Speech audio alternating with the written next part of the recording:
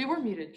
All right, it is 9 o'clock, and everybody is delighted to spend the day after Veterans Day doing 3 hours of special education, hot topics, and spending time with the KSB attorneys.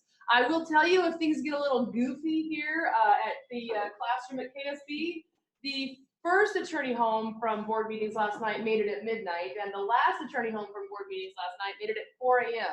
So we are functioning on adrenaline, caffeine, and a deep and abiding love for special ed law. And so we'll entertain ourselves if nothing else. The materials that Sherry sent out to you guys on Friday are the same as the materials we'll be using today. We did change the order a little bit based on the results of the survey that we sent out on Thursday. And so we'll try to cue you when we're taking something out of order. But if you printed the slides and all of a sudden it seems like we went from slide 17, and then what happened, 18 isn't what's on my papers, we've skipped ahead somewhere. So if you flip forward, you'll find where we are, and then we'll pick up that section. We took those big sections and kind of rearranged them. What else do I want to say here? Oh, if you have questions, one thing that we did add to the deck that you don't have in the printed handouts or the stuff that Sherry emailed out was how to ask us questions. Over the years of trial and error here, we've really landed on the best way for you to get your questions to us is to text them. We do have a chat box open here on the screen, so we will see your chats, but it's kind of a pain, especially if you're at an ESU, to like hustle up to the keyboard and key in a chat on Zoom or whatever. So here are our cell phone numbers. I'm 499-0547. Bobby's 605-670-2968. Steve is 402-499-1869, and Cody is 817-8879. We do have a new player on the team today. You're gonna hear from Jordan Johnson, but I don't have Jordan Johnson's text message up here because he's got enough on his hands, doing his first webinar. Okay, as I say every time I show this slide, lawyers ruin all the fun for everybody, including themselves. We only represent entities, so we represent school districts and service units. We don't represent individuals, so if you're a case manager sitting out there saying, my superintendent told me to make the IEP so it doesn't cost us any money, and I think I have problems from that, we can't represent you in that dispute. So, if you've got, we represent the school, not any individual. So here's how we have organized the materials for today. And again, this organization is different than what was sent out to you. We're going to start with special ed and mental health. We're going to spend about 30 minutes on that. And I'm going to spoil the ending for you. We don't have all the answers for how to solve student mental health issues, but we will talk about the legal issues associated with that. Next, we're going to roll into our suggestions for IEP meetings, who has to be there, and kind of practical suggestions on how to make them efficient, and also to make sure that you have the right documentation at the end. Then we'll talk about the actual drafting of IEPs. And this is Jordan's big section. He's going to talk about behavior intervention plans and include our practical tips on that. Then we'll roll into discipline, and both for students who are identified and have an IEP, and for students who aren't identified but probably should be. We'll hit implementation. The next two sections I'm not sure we'll get to: individual evaluation, educational evaluation requests, and least restrictive environment are both issues that we deal with a lot, but the survey didn't indicate a huge crying need for that. So if we don't get to anything, it'll be those two sections. The chat has nothing to do with anything to stop me, does? Nope, you're good. All right, so let's start with mental health and special ed. And I love this cartoon. Try some reverse psychology. You tell me about my mother. I'm waiting for the hysterical laughter to stop. Thank you. So I recently did a session on special education and mental health at the Tri-State Conference, which is a conference hosted by the Departments of Education of Nebraska, Iowa, and Kansas. And just the sheer turnout of people in that room tells me that everybody is struggling with students with mental illness and special education. And so I start out here, I won't go through every one of these statistics, but there is an enormous explosion of students with mental health issues, and they are coming to schools, and more, unsurprisingly, their mental health issues impact their educational performance. One of the big fights that we have here in the office is really, what is a school district's obligation to provide clinical mental health treatment? The case law is clear that if a student needs some sort of medical accommodation, like changing a G-tube or doing a catheter, the school is required to do that. But we are not required to get a kid his flu shot. We're not required to take a student to the doctor and receive treatment for his Crohn's or his cancer. Those are medical treatments that remain the responsibility of the family. And so when you have students coming to school with undiagnosed and untreated mental health issues, the question becomes, where does the line exist between what the school is responsible for and what the family is responsible for? And I say all the time that schools are the only entity where there is a 5-pound bag and we have 8 pounds of crap, and we continuously just put more and more and more in the bag. And what happens is schools are so, I mean this in all sincerity, public schools are so awesome. You eventually say, yes, sir, we'll do that. And we just keep putting more and more and more into that bag. The question is, when are we going to hit the breaking point? And so with providing mental health in schools, having access to a licensed mental health practitioner at schools, I've kind of gotten to the point where I say, you know, we may be money ahead to provide some sort of therapeutic services to students, even though I'm sure that that is not our legal responsibility. And so a school can say, Mom, it's your job to get him to the therapist on Tuesdays and Thursdays. But the problem is, if mom just doesn't get him there, we're left to deal with the fallout of the kid having untreated mental health issues. And as a result of this, and you can see the data nationally, schools are more and more providing at least initial diagnostic assessments to identify students who may have mental health issues. 38% of schools nationwide have actually provided some sort of mental health treatment itself to students. And you see the third bullet point, which is not going to be any surprise to y'all that are listening. The limitations on our ability to provide this kind of treatment is tied to the fact that we don't have funding to fund our legal obligations that exist without this additional mandate, and we don't have parents that understand or support. But superintendents who are out there listening, here's my practical question.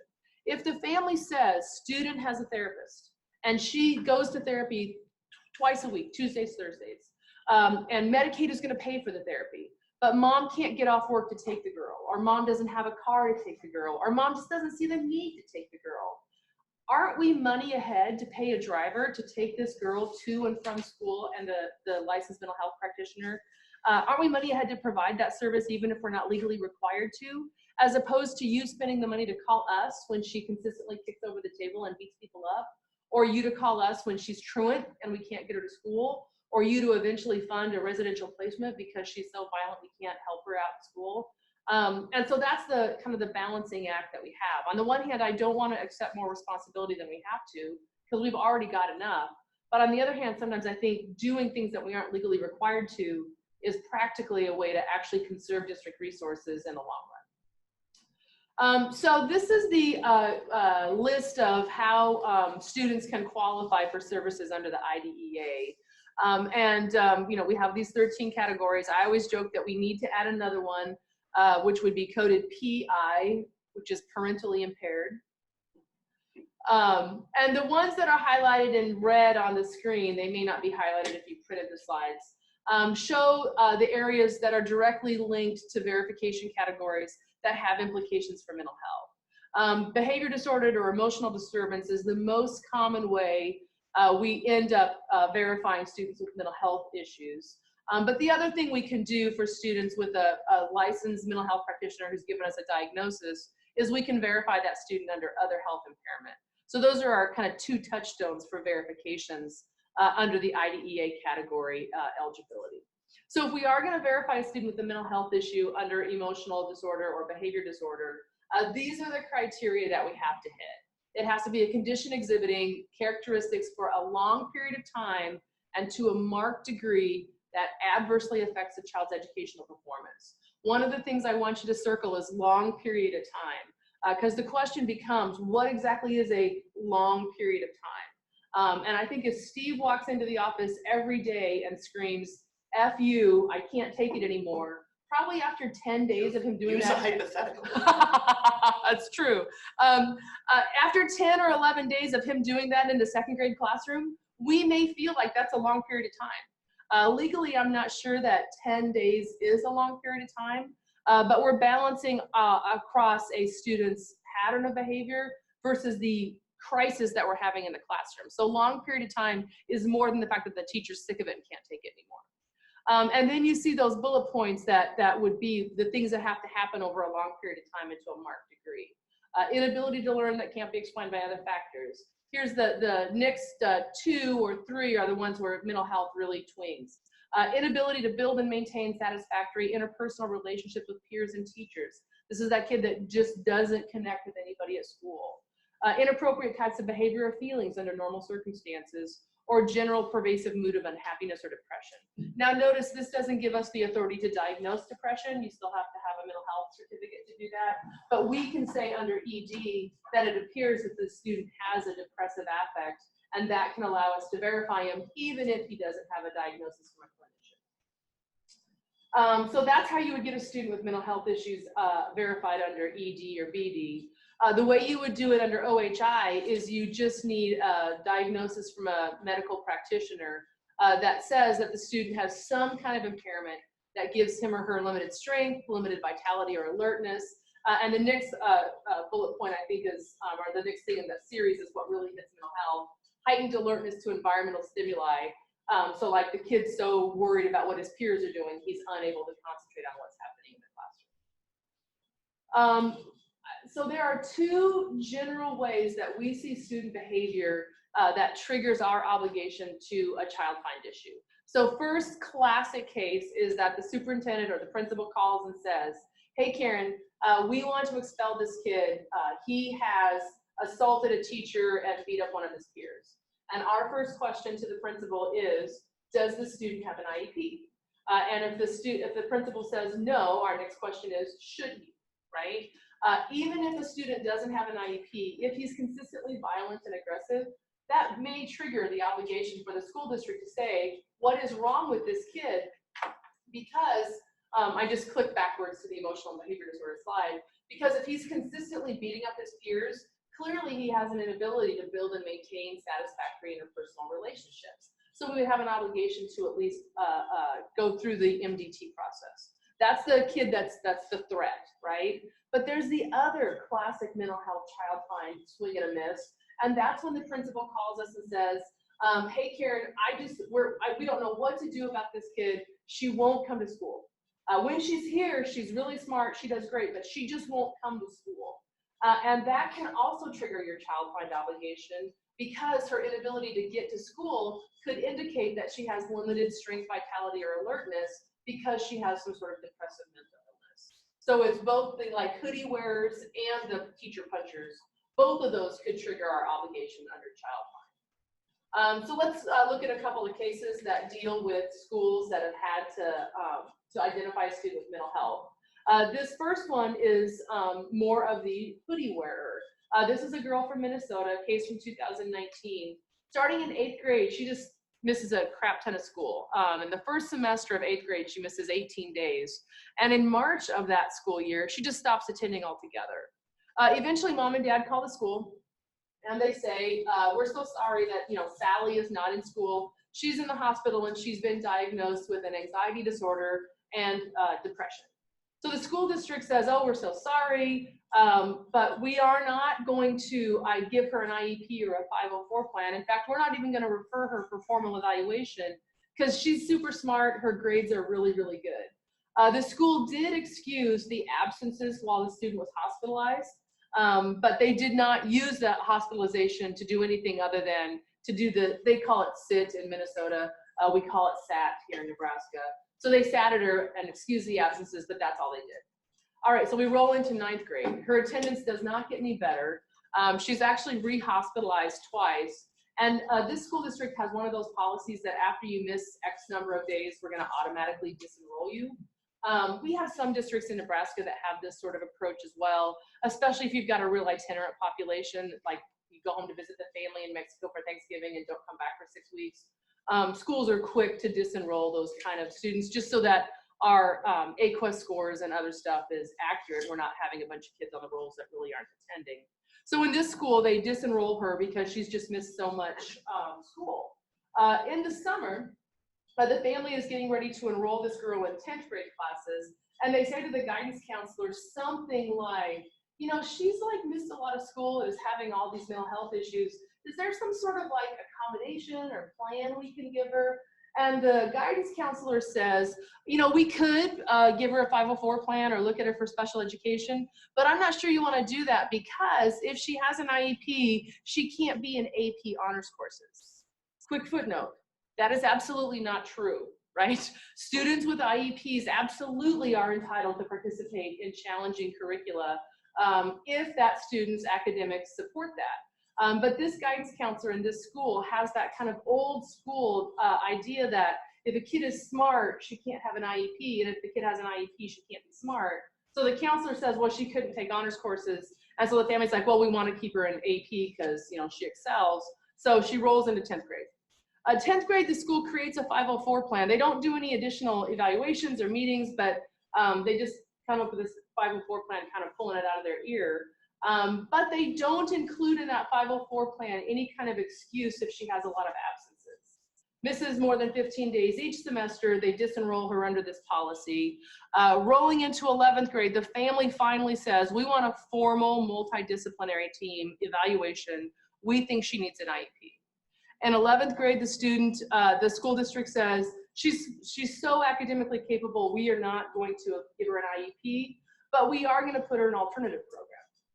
The alternative program has a setup where like the kid goes to school for half a day and then works for half a day. It's like a lot of the alternative schools we have here in the state. Girl goes 2 days, never comes back. Family sues, alleging that the school district should have evaluated this girl. Now, full stop right here. If this is a student that you are like recognizing some of these categories, this is your cue to think to yourself, when do we have noticed that it's time to sack her? And when do we have noticed that it's time to move her on to the 504 or IEP process? And we should not be waiting for the family to file due process, right? There's multiple steps along the way where the school could have said, hey, it's probably time for a verification or at least an evaluation. But the school doesn't do anything till the family sues. The administrative law judge finds for the family. School district appeals, arguing that the school has not violated the IDEA because the girl's doing swimmingly academically. She scored like, I can't remember, 31, 32 on the ACT. And the school's like, how are we not giving her a free and appropriate public education when she's just crushing things academically? And the court on appeal in district court in Minnesota said that although the student's absenteeism was a barrier to the school district observing her and gathering data about what was wrong with her, her absenteeism was also one of the most visible symptoms of her disability. Put a check mark here so that when you call us with that kid that you just can't get to school, ask yourself, is that the most visible symptom of that child's potential disability? Next, the court says, if nobody disputes that the girl really did well on standardized tests, she crushed the ACT, but no one can dispute also that not being in school inhibited her progress in the curriculum. So this is the kid that misses a ton of school, not a problem when she's in school, can trigger your child find obligation. Now, compare and contrast that to this, what the school did in this case. This is another kid who's hospitalized for depression, right? Another kid that is academically very capable, doing fine in school. When he's hospitalized in 2011, it's not just that he's depressed, he's also thinking about, he also has homicidal ideations. The next bullet point shows you this case is really a transition case. The family's really mad that the kid got graduated, but that's not what the fight was about legally. The fight was about whether or not the school should have done something in response to this kid being hospitalized. So just like in Minnesota, parents call the school, say the kid's hospitalized. Just like in Minnesota, the school district convenes their student assistance team. Just like in Minnesota, they decide not to give the kid an IEP, even though he's been hospitalized for depression. But the student assistance team says the kid is well liked, he has a high ability but inconsistent effort, and they say at this point in time the kid does not qualify. Now they did agree to excuse his absences, and they did agree to reduce his course load to kind of reduce his anxiety. The SAT team also said, hey, if you have any other medical diagnoses, like if he has ADHD, let us know. January, a month later, the student is diagnosed with ADHD. Family brings that diagnosis back to the school. And the school says, well, okay, now that we've got the hospitalization, some of the problems of inconsistent effort, and this diagnosis, we think he qualifies for Section 504, but he does not have an IEP. So the school does a 504 plan. 3 months later, the kid is so anxious that he won't come to school at all. The school once again evaluates the student for potential IDEA services, finds him ineligible because they say, look, he's been struggling with this since December. That's basically 3 or 4 months. That is not a long period of time. But since the kid is refusing to come to school, they do homebound him under the 504 plan. So basically he's accessing school via OdysseyWare or Infinite or Plato, whatever your online curriculum is. That's how he finishes out the school year. In June of 2014, so 3 months later, the kid is again expressing suicidal and homicidal ideation. He is again evaluated by the school district.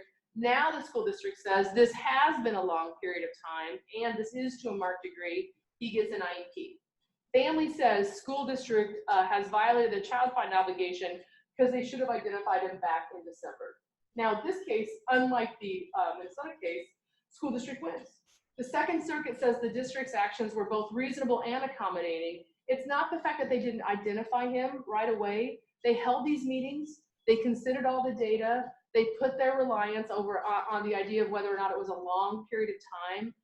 But it wasn't just that the district was denying services and saying you're too smart to have an IEP. The district was placing its reliance on the fact that he hadn't met the statutory criteria. 2 different cases. Now, the Minnesota case went on for years. This case went on for months. I think that's one difference. But the other really big difference between these 2 cases that I want you to see is repeatedly having those meetings, repeatedly gathering that data. That is your best defense to a child find violation. Got Yes. a question. Yes. Student is diagnosed with narcolepsy, is consistently late to school, always gets work done, has a 34 on the ACT. Possible eligibility, including under section 504.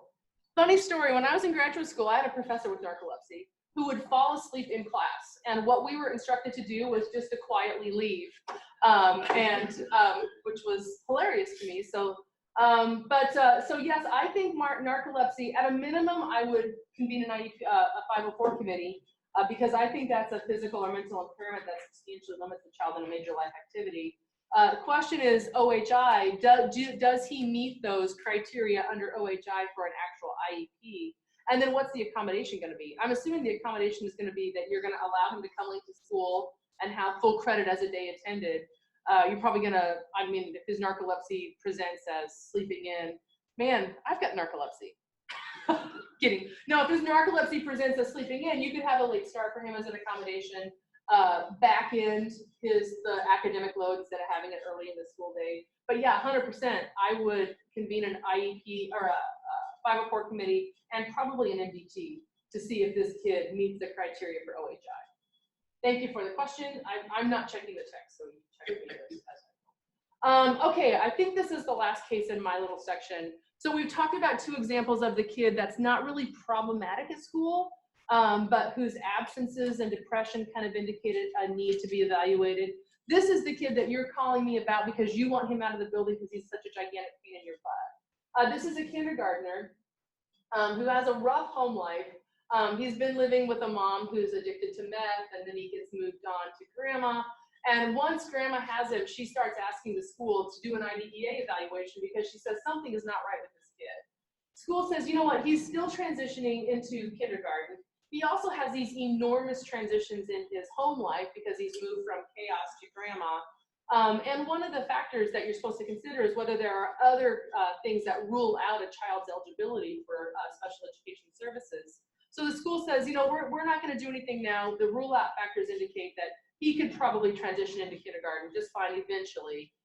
Look at the last bullet point on this slide. This is what they did wrong. They never convened to readdress the student or to refer him after he starts exhibiting these additional behaviors. This kid is a nightmare in the kindergarten class. He hits his peers. He's a kindergartner masturbating in class. That is not typical.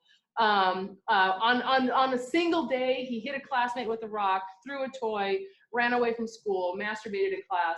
You can imagine that the kindergarten teacher is like, oh my gosh, we need help. The team eventually reconvenes in April of 2015. So we've gone to almost the whole school year with this behavior in kindergarten. And they say he does not meet the criteria for special ed. Excuse me? And the school says, well, that's because even though he's masturbating and cursing and hitting, you know, academically he's doing great. His math scores are right on track. And so again, this is a school that seems to have that confused idea that just because a kid is smart doesn't mean he can have an IEP. So they don't give him an IEP. He rolls into first grade, punches other students, throwing chairs. And this cracks me up. This last bullet point is what ultimately triggers the school to reconvene the multidisciplinary team. Steals his teacher's lunch and eats it. You know, it's okay for him to masturbate all the time, but once you steal my lunch, that's not okay. So the school does not find the student eligible for special ed. Again, the school is saying he's smart, so he doesn't qualify. Grandma files a due process complaint alleging that the student should have been given an IEP. Hearing officer says school district failed to meet its child find obligations because they did not convene the team and find that his behavior indicated a need for special education. And we get a call about this kid all the time. We don't know what's wrong with him. We don't have a diagnosis. But if the student is exhibiting these kinds of wildly atypical behaviors in the classroom, at a minimum, we should be asking questions about whether we need to have additional data on his behavior. And then notice too that we do not have to have a medical diagnosis in order to verify this kid ED or BD, right? We just have to have data that says he is not developing appropriate relationships to a marked degree for a long period of time.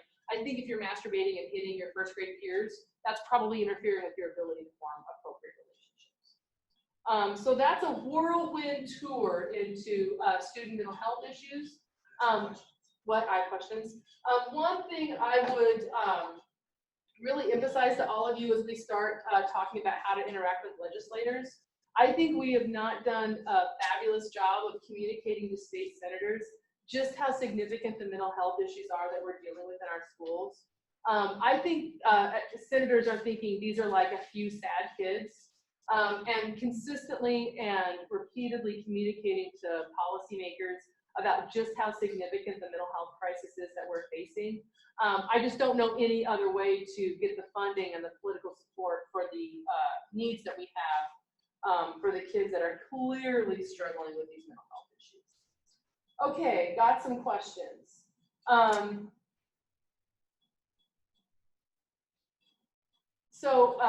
Question here, what if staff members think it's their job to get kids off an IEP? The reason I'm hemming and hawing is it's an interesting question, and I don't want to identify who it's from because it's about a specific staff member.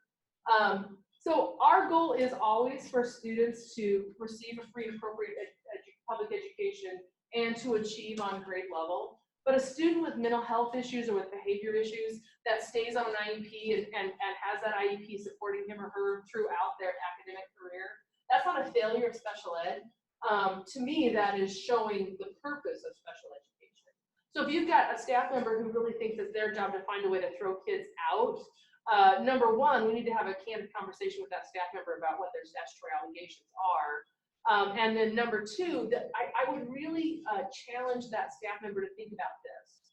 This kid in St. Louis, the kid that is violent or disruptive, when the kid is not special ed, we only have a couple or three options for dealing with that kid legally. We can put that kid in the neighborhood school and let him disrupt his peers, or we can suspend or expel him.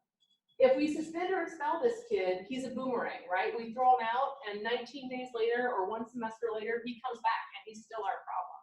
If the kid is special ed, we have a whole continuum of things we can do with the kid. So lots of times staff members who think that what they want to do is get the kid off an IEP who's got mental health, they think that that's because we can discipline kids without an IEP and we can't discipline kids with IEPs. And I think that's actually twisted and they have it backwards. So try discussing that with this staff member who thinks it's their job to get the kid off the IEP, that actually keeping the kid on the IEP gives us more options for dealing with these kinds of maladaptive behaviors. Let's see. That's all I have for questions. Anybody else have questions? Text them now. Okay, Mr. Williams is up next. Oh, thank you. You know, some of you ask what it's like to work at KSB on a daily basis. Just go read that St. Louis case. You'll have a good idea of what it's like to be here at KSB. That's what it's like to work with Steve, not necessarily at KSB. IEP meetings. I love IEP meetings. Usually when you guys bring us in, we're having a lot of fun at that point. I was lucky enough to represent parents in juvenile court for 13 years or so. I was able to attend IEP meetings on their behalf, so I've sat in that chair, and then obviously sitting representing schools. So they're a lot of fun as far as I'm concerned. I know you guys don't always agree, but all right. So we have to have periodic reviews of the IEPs, and basically they're annual reviews at a minimum. But you have to have an IEP in place prior to the beginning of the school year or before you begin services, obviously. And again, there's a periodic review, but no less than annually to determine whether the goals are being achieved. 364 days per month. So when we say annually, what are we talking about? The meeting's not the effective date of the IEP. Really, we're looking at the date we sat down and reviewed it, and that's where we're counting the 1 year from.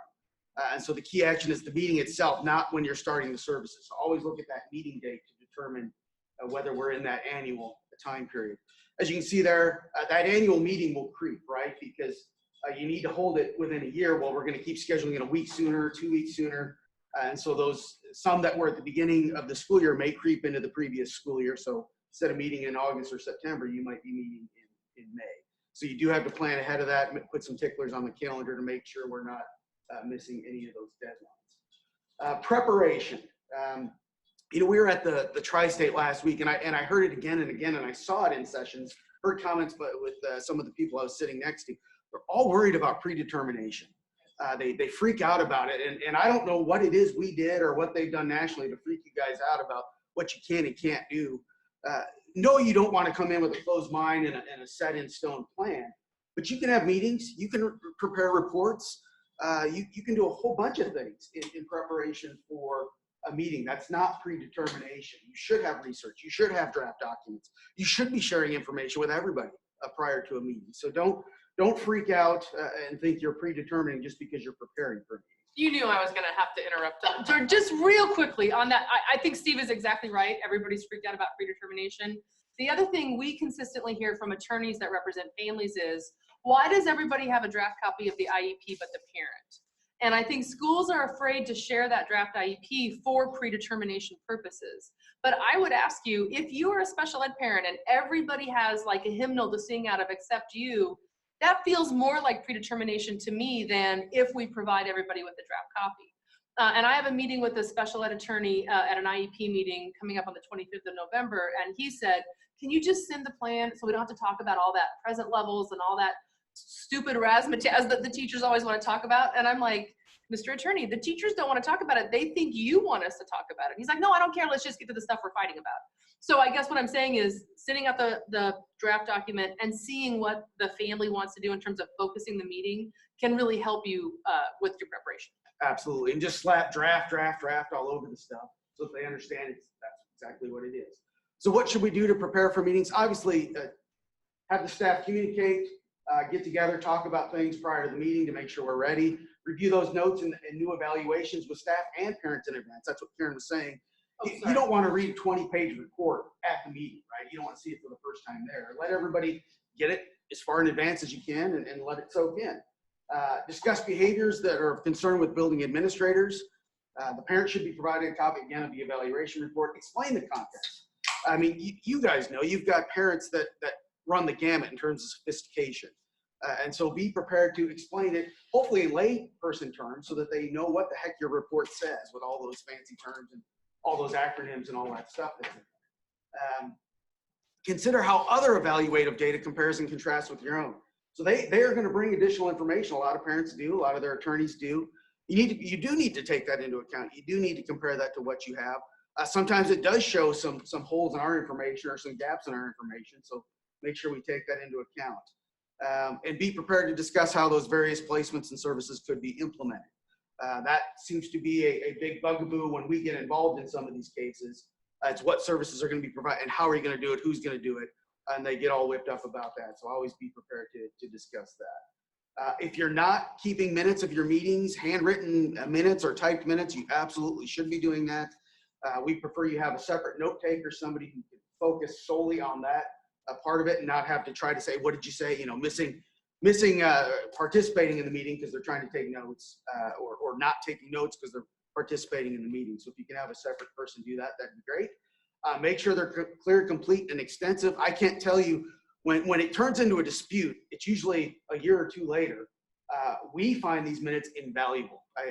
they're probably the most useful information that we have because it clearly, it's contemporaneous and it shows us exactly what the big issues were because they're right there in the minutes.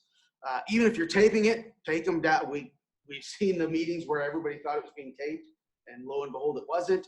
Or later on, those recordings get misplaced or they're digitally recorded and they get erased, things like that. So make sure you're kind of doing double duty there. Do reread them and correct them. Let's make sure they're accurate at the time because you'll see at the bottom, don't alter after the fact. The reason that you'd be amazed at how much weight these kinds of documents have when they're created at the time. But if you go back in and admit, yeah, 6 months later, I realized I screwed that up, so I went in and changed it. Now the question becomes, well, how accurate were they at the time? And what else did you change? So everything that you've created that gives you all that weight kind of disappears. We prefer to have everybody sign them who attends them. Again, as I said, it could be a year or two later when we're redoing these. And somebody say, I was never there. I don't know why you listed me there, but if you've got their signature on there, that shows they were there at some point in time. And so there won't be any dispute on that. Mandatory. Sorry, one more. I'm sorry. Over and over again, we have a parent say, no, the speech path was not there. You just wrote her name down. No, or the psych says, God, I do so many IEP meetings. I can't remember if I was at that one or not. So this seems like an anal retentive thing. It comes up all the time where there's a dispute about whether someone was actually there or not. That's what it's worth the effort. All right, mandatory participants. You all probably know this, but we've got the parents, and we'll go to this one with the red slide. Parents are often, like I said, I represented parents. I know how spotty their attendance can be at these meetings. They oftentimes have their own issues that they're dealing with and find it difficult to attend the meetings, but they have to be there. And so we have to make legitimate efforts and repeated efforts to make sure they're at those meetings. Regular education teachers, we have that highlighted. We have some teachers who think, well, as long as I made an appearance, I can leave. That's not how it works. Now you could have them tag in and out. You just need a single regular education teacher there at every single second of the meeting. And so if you want to use 3 different teachers, you absolutely could. I think it has to be the same one gen ed teacher. Think so? See, I've read the cases that say you can tag in and out. So I guess it depends how many regular ed teachers. If you're a middle school kid and you have 6 regular ed teachers, I think you could do that. If you're an elementary kid, obviously you probably only have 1. That's not going to work so well. The representative of the public agency, sometimes we get questions about who is that? Who could that? Can they spend your money? If somebody asks for a service at that meeting and you say, I don't know, I'm going to go have to ask Bob, then Bob probably should be at that meeting. You're not a representative of the public agency if you can't find it. And so we need somebody with that kind of authority. Other individuals who have knowledge or expertise, and that's at the parents' or the school's discretion. We get this question all the time. Mom wants to bring grandma. She's a pain in the ass. We don't want her here. Our response, to be blunt, is too bad, grandma's coming. If the parents want them there, we let them there, at least once. Now, if they disturb the meeting or cause chaos or do something else that's inappropriate, we deal with it at that time. But basically, if a parent wants to bring anybody, we generally say, yeah, let them in. And as long as they're appropriate, we'll do that. And then obviously, if it's appropriate, we always include the kid in the meeting. Excusing team members. You can excuse team members. It always has to be in writing. And there's 2 different situations. One, it's because that person's not needed. They don't really have anything to discuss or modify or contribute to the meeting. They still have to be dismissed in writing. The other is even if they do have something to contribute, they need to be excused by the parent in writing. And then that person just submits their information in writing so that the team can consider that. And obviously, if you know they're not going to be there, the sooner, again, you distribute that information, the better. And it includes excusal in whole or in part. If you're going to be gone for a minute, technically you need to have an excusal in writing. You can't just have those mandatory participants come and go. Parent participation. So obviously the special ed laws guarantee parents the right to participate. So what does that mean? They get notice of the meetings and they get to be part of the identification, evaluation, and educational placement of the child and the provision of FAPE to the child. Real quick, something to add. I just had this question twice last week. So the parent gets to participate, agreed. To what extent does the parent get to participate and harass our staff members outside of the meeting? The short answer is the regulations make very clear that the parent's right to advocate, there are First Amendment implications with that. They've got a right to be strong advocates.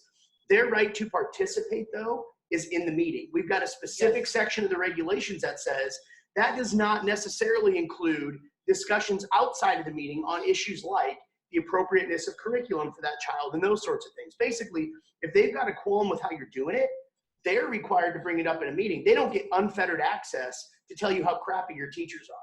So if you have teachers that feel like they're being harassed by parents, you should empower them by using that regulation and re-clarify and reestablish the appropriateness of that parental input in the meeting. Be careful not to say we're not going to listen to you outside of the meeting, but understanding when we're talking about the services and related services for the kid, that's not unfettered right to email your staff whenever they want to. And generally, their right to access and their rights outside of a meeting, it's the equivalent of a parent of a general education student. They don't get special rights outside of the ones that are provided under special ed laws. Parent participation. The basic piece to take from this is their participation has to be meaningful, or at least they have to have a meaningful opportunity to participate. And so you have to consider their suggestions and you have to incorporate them if they're appropriate. So it means you have to listen. It means you have to consider. It doesn't mean you have to nod your head and adopt everything they do. A way not to do it is the Deal case. This was an ABA therapy case. And we've heard this over the years. I think we've gotten better. There's less and less of it. But you can't say we don't do that. We can't afford that. Oh no, the superintendent doesn't support that program. And part of what came down here, that was the Deal case. They said all of that and more. They had adopted this TEACH program, which cost them a whole bunch of money. And they basically said, that's what we use for everybody. We paid $1 million for it. And so that's what we're using. You can't do that. That takes the I out of the IEP. You are required to make sure it's individualized. And so if there may be a case where ABA is appropriate for a child, so you cannot just say, no, we don't do that. That takes away their meaningful participation opportunity. Independent education evaluations, you absolutely have to consider those. You should consider those. But you should look at them, obviously, and ask some questions about them. Again, you have to consider them, but you don't necessarily have to incorporate them. So you need to know what did that person, that independent evaluator, what information did they use to create that evaluation? Did they even meet the kid? We've had due process hearings where it's shocking to us. Did you ever meet this child? No. Well, how much weight is a hearing officer going to give that kind of evaluation? Not much. That's about how much you should give it. Did you see their IEP? Are you aware of their program? Did you observe the kid in school? Did you only get information from the parents? You want to do some basic questioning about the content of those IEEs to see, are they really worth anything? And sometimes they are. Sometimes they're fantastic. Other times they're basically worthless. So, but we need to ask those questions to make that determination. Discuss placement options. I think we always should be doing that. Run the gamut. If the parent has questions about a couple of different things you're looking at, you should explain it truthfully, honestly, very, very transparently, and answer any parent questions. I think when we get called in, quite honestly, half the time, at least, it's a breakdown in communication. And I think if we just had better communication from the outset, we may not have some of the problems we have. Like I said, some of these parents have no idea what the rules are, just no clue whatsoever. And so they need those questions answered. And the better we answer those, I think the fewer problems we're going to have in the long run. And they know you're shooting straight. So who are these parents anyway? There's a lot of different parents under special ed. It's not just a biological or adoptive parent, but obviously they're the first one. Foster parents are parents. And I dealt with them, like I said, at the meetings I went to. A lot of times foster parents were there. We get into a fun little battle when you get the bio parent and the foster parent showing up, and you've got a foster parent who is gung-ho that they're going to adopt that child, and that's their child. And so we can get a little battle going on at some of these meetings.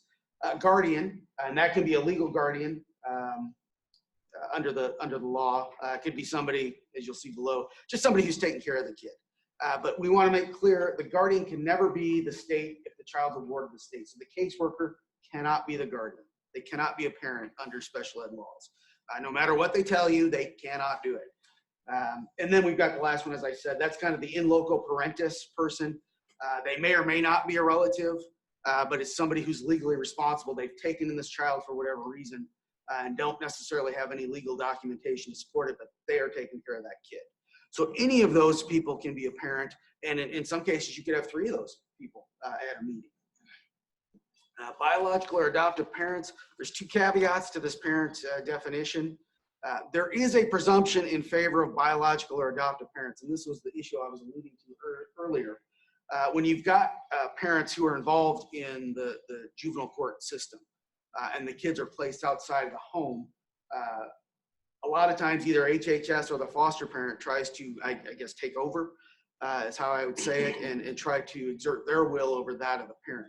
But if the parent still has legal authority in that the court has not limited their educational rights in any way, either limited them or extinguished them, and the person is attempting to act as a parent, and I would argue, heck, if they're at the meeting, they're trying to act as a parent, they get preference over anybody else that's at the meeting. So if you have those multiple parents at the meeting, that bio parent wins. Now, what are the exceptions? If the court orders someone else to act as a parent. So again, and it's rare, but it does happen. A parent, biological parent, is not acting in the best interest of the kid, at least as far as the court is concerned. They can appoint an educational surrogate. They can give educational rights to the foster parent. They can give educational rights to anybody they want. If there's an order like that in place, even if the biological parent is present at a meeting, that person in that court order trumps what the biological parent wants. Surrogate parents. This one to me is easy. If any of these people are present or exist, you don't have one of these. You don't have a surrogate parent. And we still run into this occasionally where schools will say, well, we can't get a hold of the parent, or they haven't appeared in a while and they want to appoint a surrogate.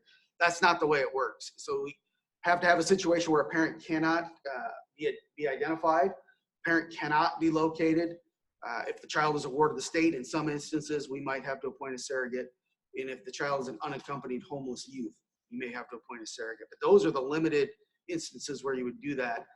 And in most cases, frankly, where we've had people try to appoint a surrogate, it was not an appropriate situation to do so. And here's an example of how far it goes. In the Garvey case, they had a legal guardian, and the guardian got called into work and couldn't make the meeting. And they said, hey, do you mind? The school called and said, do you mind if we appoint a surrogate? He goes, oh, no, go ahead. That's fine by me. And they did that. Well, then later the guardian didn't like the decisions that were made at the meeting and challenged it. And the district said, or the court said, or hearing officer said, you're not allowed to appoint that surrogate if there is a parent involved. If that person's in the mix, you cannot appoint a surrogate. And even though that person gave consent that had the legal authority, that doesn't somehow make that change in any way. What if the parent is being a jerk? And that's quite often when we get involved. You can't appoint a surrogate just because we're not getting along. And in this letter to Paramount, it says uncooperative. Essentially what they did is they said, well, you know, the parents weren't very responsive in the past, and they haven't been very helpful or cooperative with us when they did show up.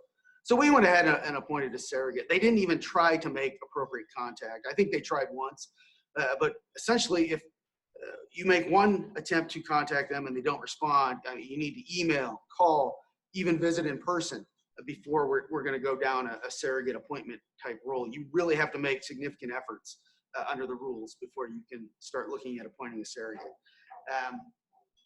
This next one, this is an interesting one. As I said, the juvenile court, they have the authority. Yes, ma'am. Question.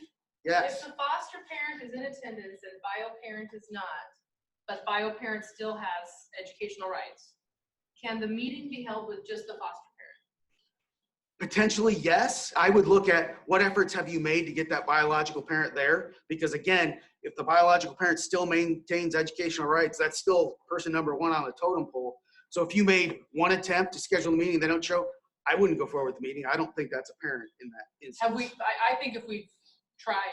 Yes. I mean, if we've made 3 attempts, 4 attempts, and the biological parent simply isn't attending, which again, I had with a lot of my clients, at that point, I think, yes, you can move forward. But if it's the first time, I wouldn't move forward. If it's the 3rd or 4th or 5th time, absolutely, I think you can go forward. Just document the heck out of the efforts you've made. Did I understand correctly that if there is a foster parent involved, you do not have to appoint a surrogate parent?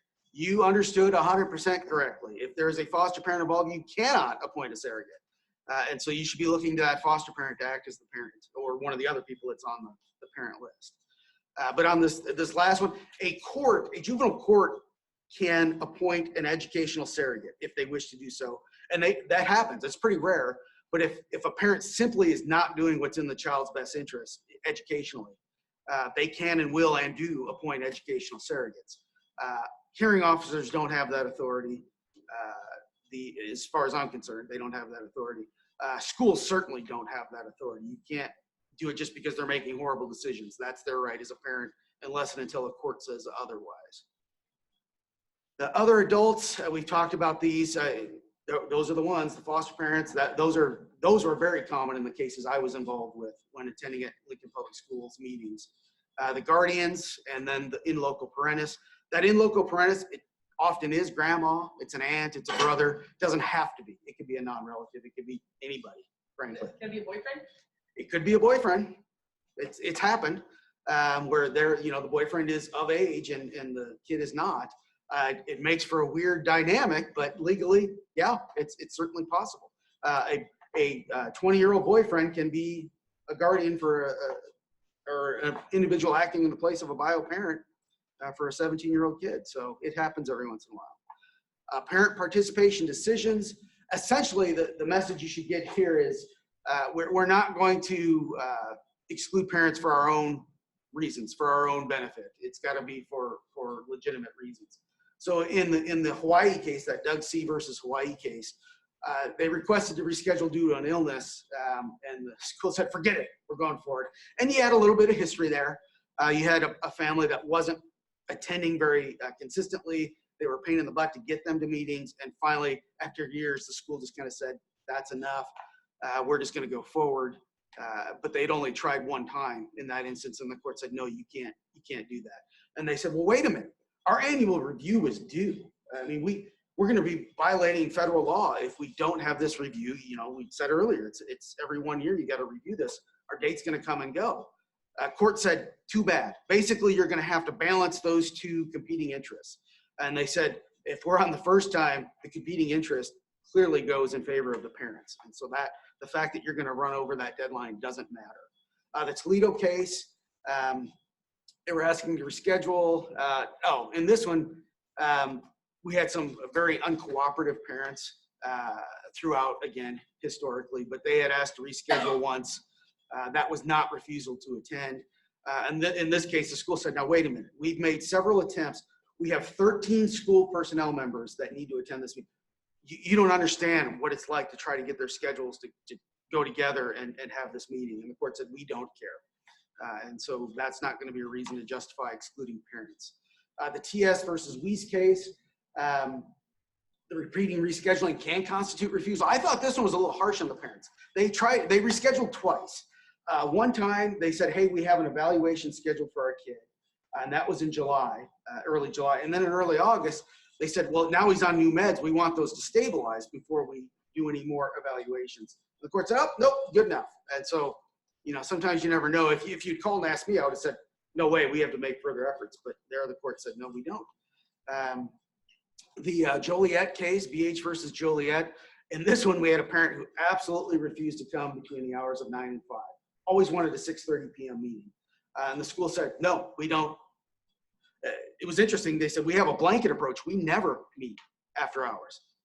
It's got to be during the school day or we won't do it. And the court said, that's allowed. They said there is no rule in the special ed laws or regulations that say you have to hold this after hours at the parent's convenience.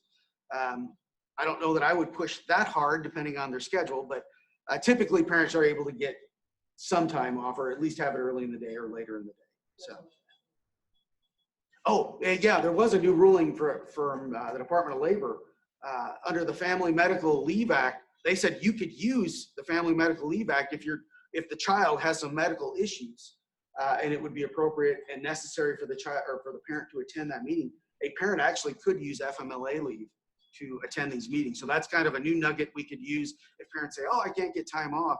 That's something they could explore and should be able to attend at any time during the day. MC case, Yeah, this was a case where you don't do what this school did. So we had a special ed kid, and so we have the IEP meeting, and they draft the meeting. They said we're going to give them 240 minutes of TVI services per month.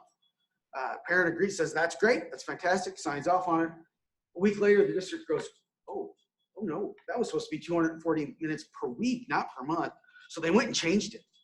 And even worse, they never told the parent in any way, shape, or form. They never sent them didn't give them a copy of the revised IEP, didn't send them a note, didn't send them a letter, no email, nothing. Just did it. And then the parents didn't find out until they actually went to due process on different issues. And the attorney discovered this. And did the school's attorney turn it over? No. They tried to bury it in all this paperwork and didn't. It killed them in front of the court, in front of the hearing officer, in front of the court. They said, this is not how we operate. You don't hide stuff from people.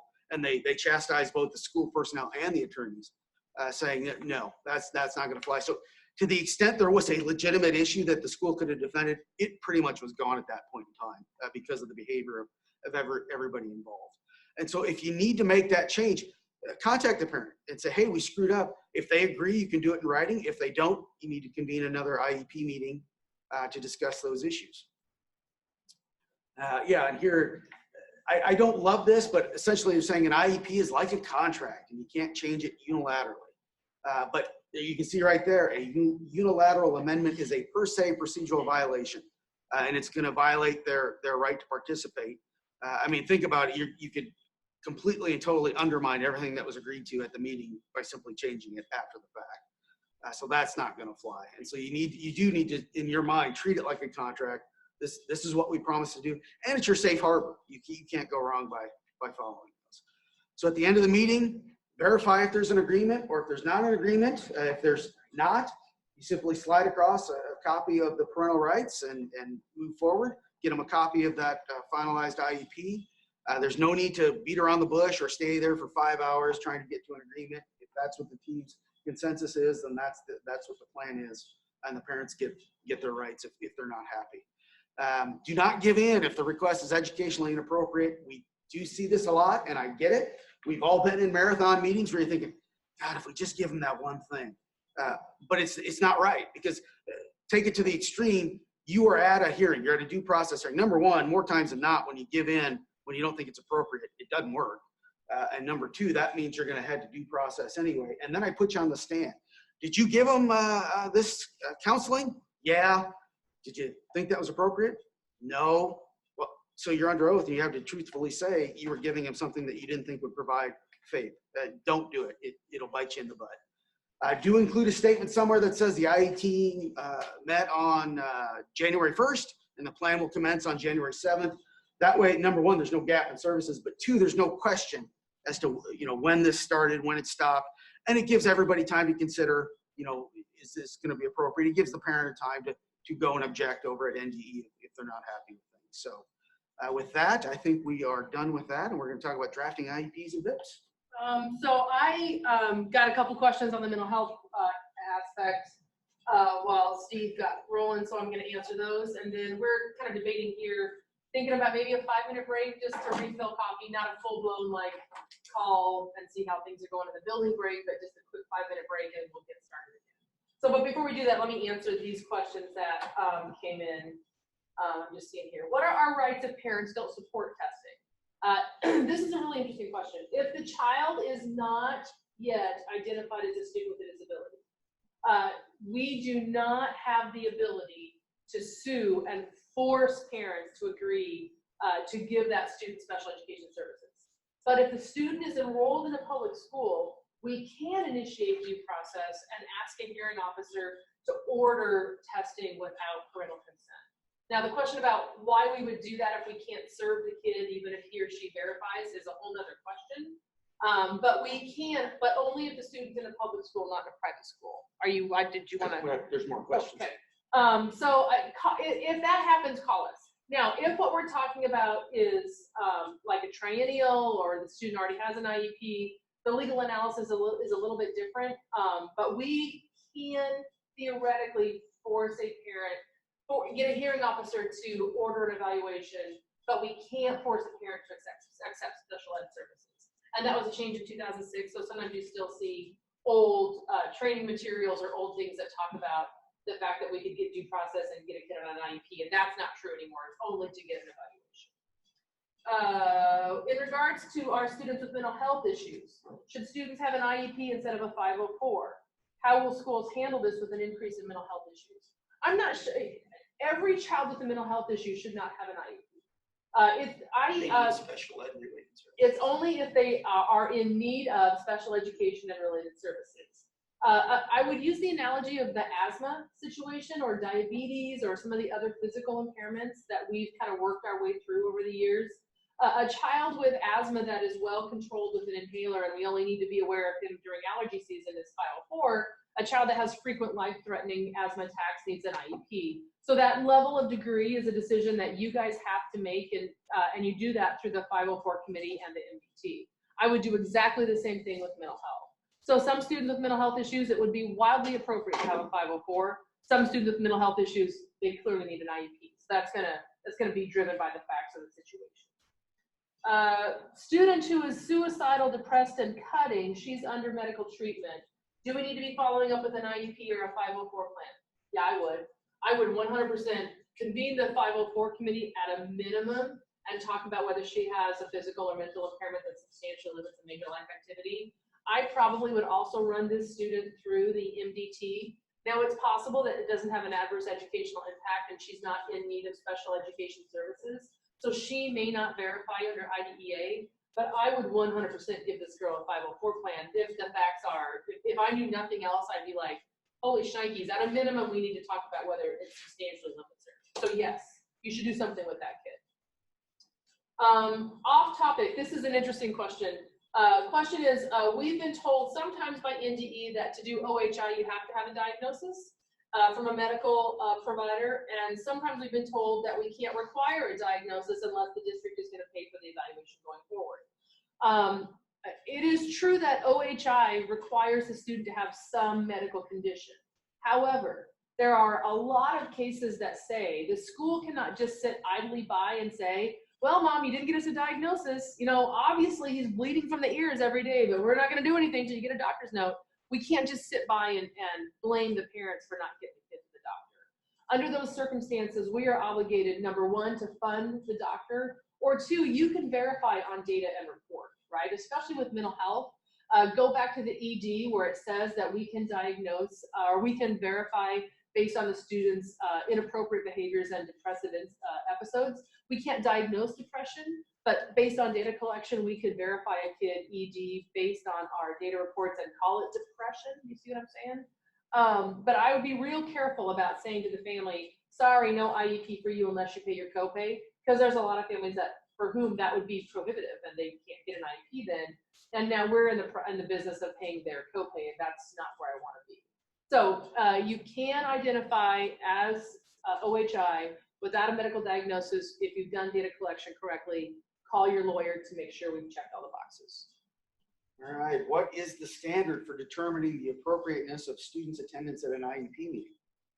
It's supposed to be in the judgment of the educational team. I'm assuming the student is 16 years old or older.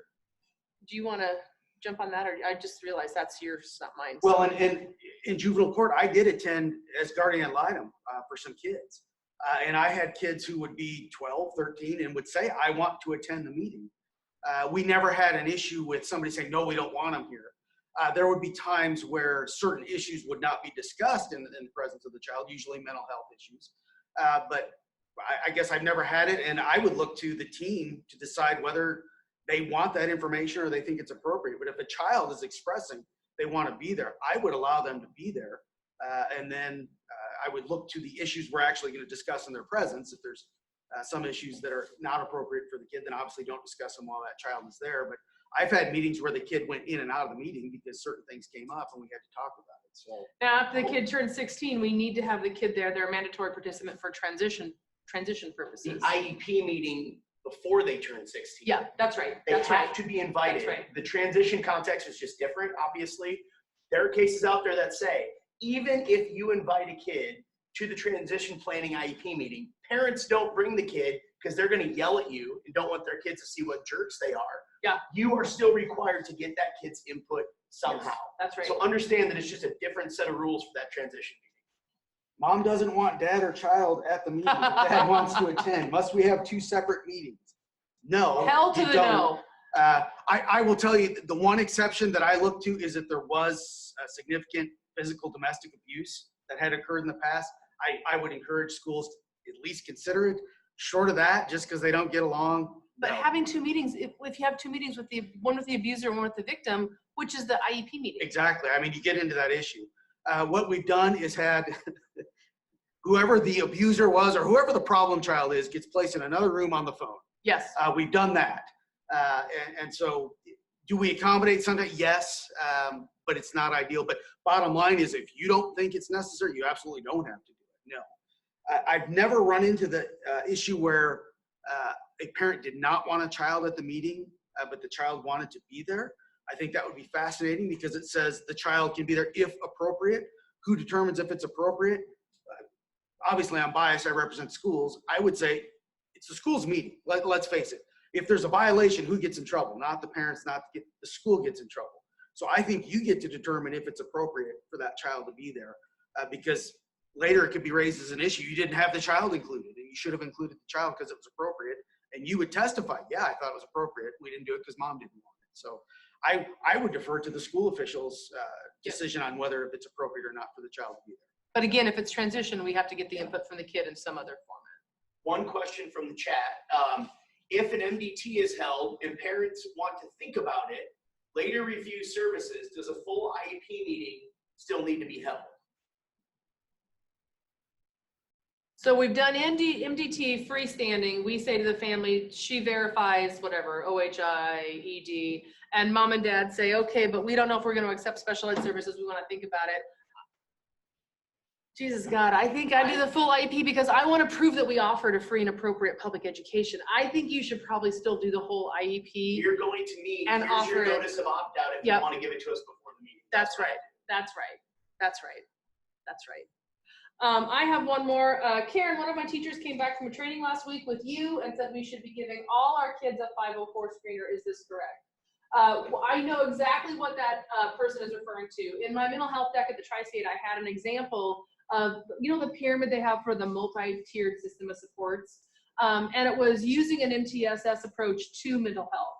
So there are some school districts, and in fact, there are service units in the state that have implemented an MTSS approach to mental health. And so they're giving mental health screeners to like all 4th graders, all 7th graders at places in the student's progression through their academic career where data shows that students typically begin to present mental health issues if they struggle with that. That is not required. It is one approach. I think it's an interesting approach, and I actually, just knowing what I know about the mental health statistics, I think it might be good public policy, but that is not legally required. And Julie, if you want a copy of that screen that just show the little triangle that I had on the deck, shoot me a text back to this text and I'll send you a screenshot of that slide so you can see what that looked like. But hear me, I am not saying you are legally required to do a screener for all students.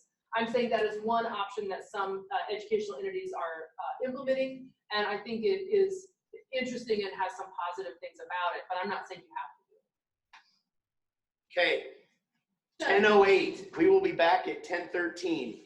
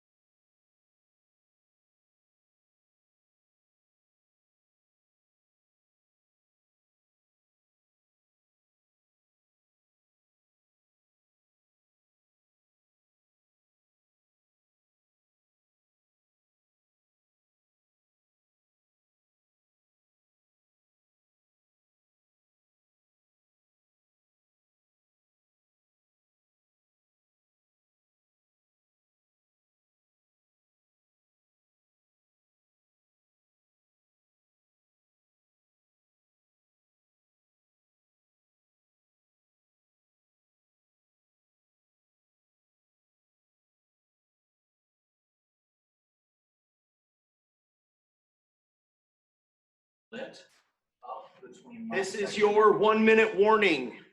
Be back in 1 minute.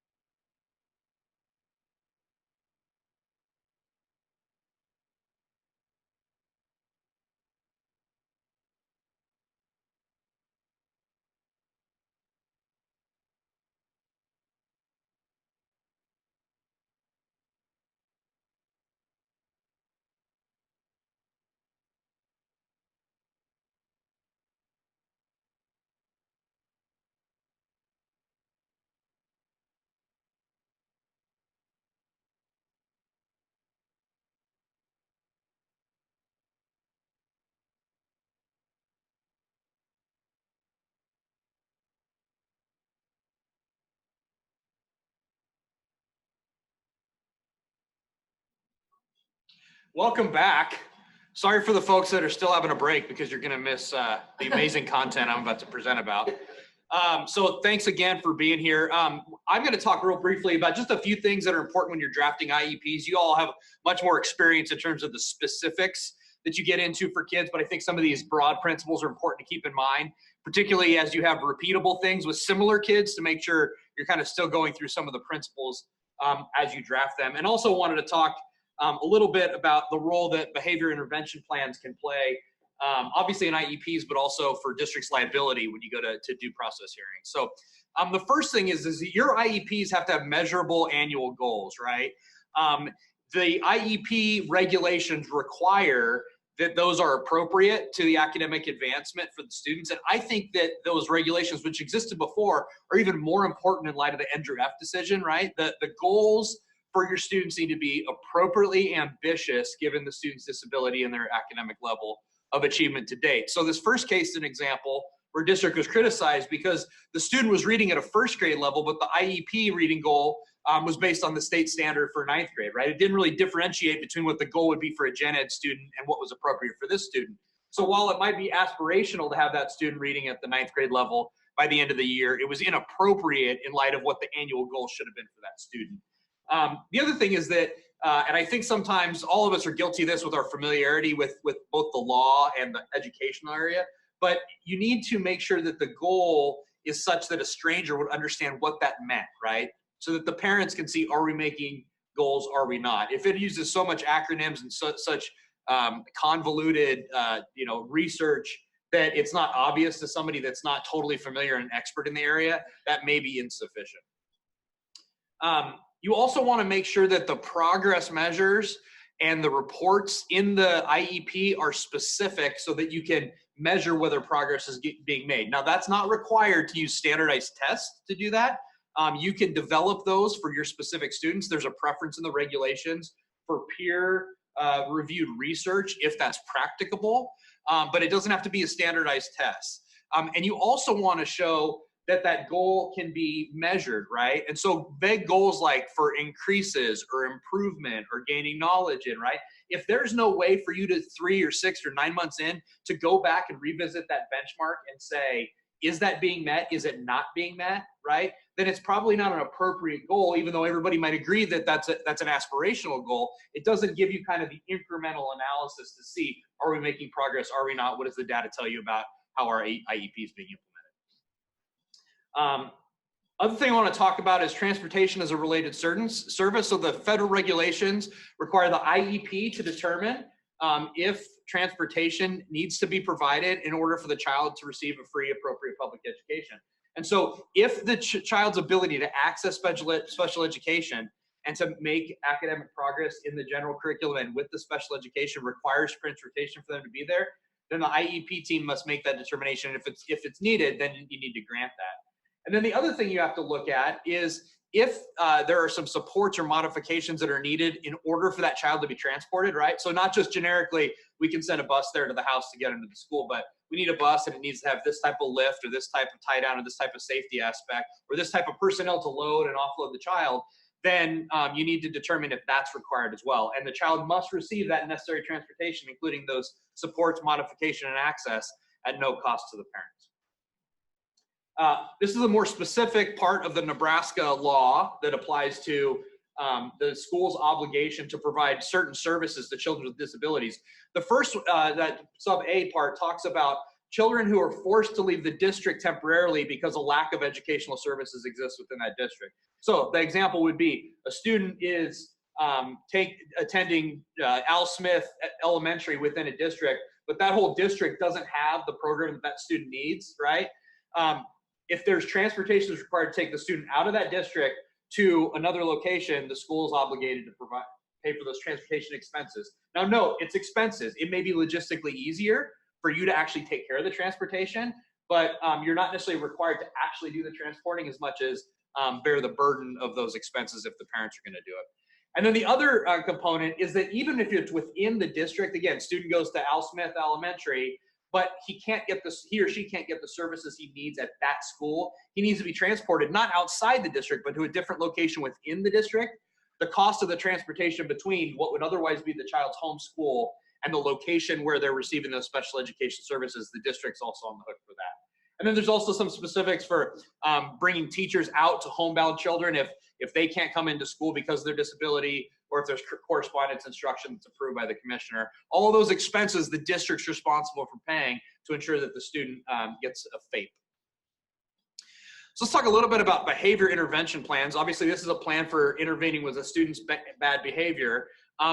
In theory, it doesn't have to be freestanding. I think in theory, we're saying it can be. In a second, we're going to talk about a lot of cases where the effects and the execution of the behavior plan were so critical to the IEP that the fact that they weren't part of one, I think, was problematic in those cases. But in theory, you can have a standalone behavior plan. You're not necessarily required to conduct a functional behavior analysis unless you're proposing to discipline a student. But that FBA can give the IEP team tools to create a BIP, right? So again, we talk about data collection. Let's make data-based decisions. If you do an FBA, it may better inform whether or not, the first 4 things you're going to do in the event of severe behavior are likely to be successful or not, right? Might make that more efficient. And then whatever you do, you want to make sure you document the plan. You want to document the parent's agreement and or input into the plan. I certainly think that's true with the IEP, but that's going to be necessarily included in the procedural rights that parents have as part of the IEP. I think the parent's participation in agreement is even more critical if it's a freestanding BIP. And then you also want to document implementation of the plan, right? Are you doing what you said you're going to do as you go throughout the year? There's going to be some cases and examples of that. This first case is a case out of the 8th Circuit, which is the Federal Appellate Circuit, in which Nebraska is located. And so this is more binding than some of the other persuasive cases that we see. This is a 12-year-old Asperger's student. He was prone to inappropriate behavior, which when it was unmanaged, it largely prevented him from interacting with peers in an acceptable manner. Now, this student had actually entered into a settle agreement between the parents and the school that led to an IEP with placement in a self-contained classroom except for music class, right? There was biweekly IEP meetings to discuss further mainstreaming the student with his peers and his cadre. The IEP stated that there were attached behavior plans, but these only included short-term goals and objectives. They did not provide specific interventions and strategies to manage the behavior problem. So the goals were appropriate, but they didn't say how they were going to get there, like a cookbook strategy, right? In terms of what are we going to do on a weekly basis? What services are we providing? What personnel are going to be there? What programs are we going to use to help the child be successful? The kid had a special ed teacher and a one-to-one aide, and they used several behavior interventions that were not analyzed or approved by the IEP team. They did not chart data that was helpful to developing the BIP until the spring. So I'll talk about those personnel's effort in a second. So throughout the course of the year, the student's behaviors intensified. They prevented him from being mainstream, and as the court said, quote, substantially interfere with his ability to learn.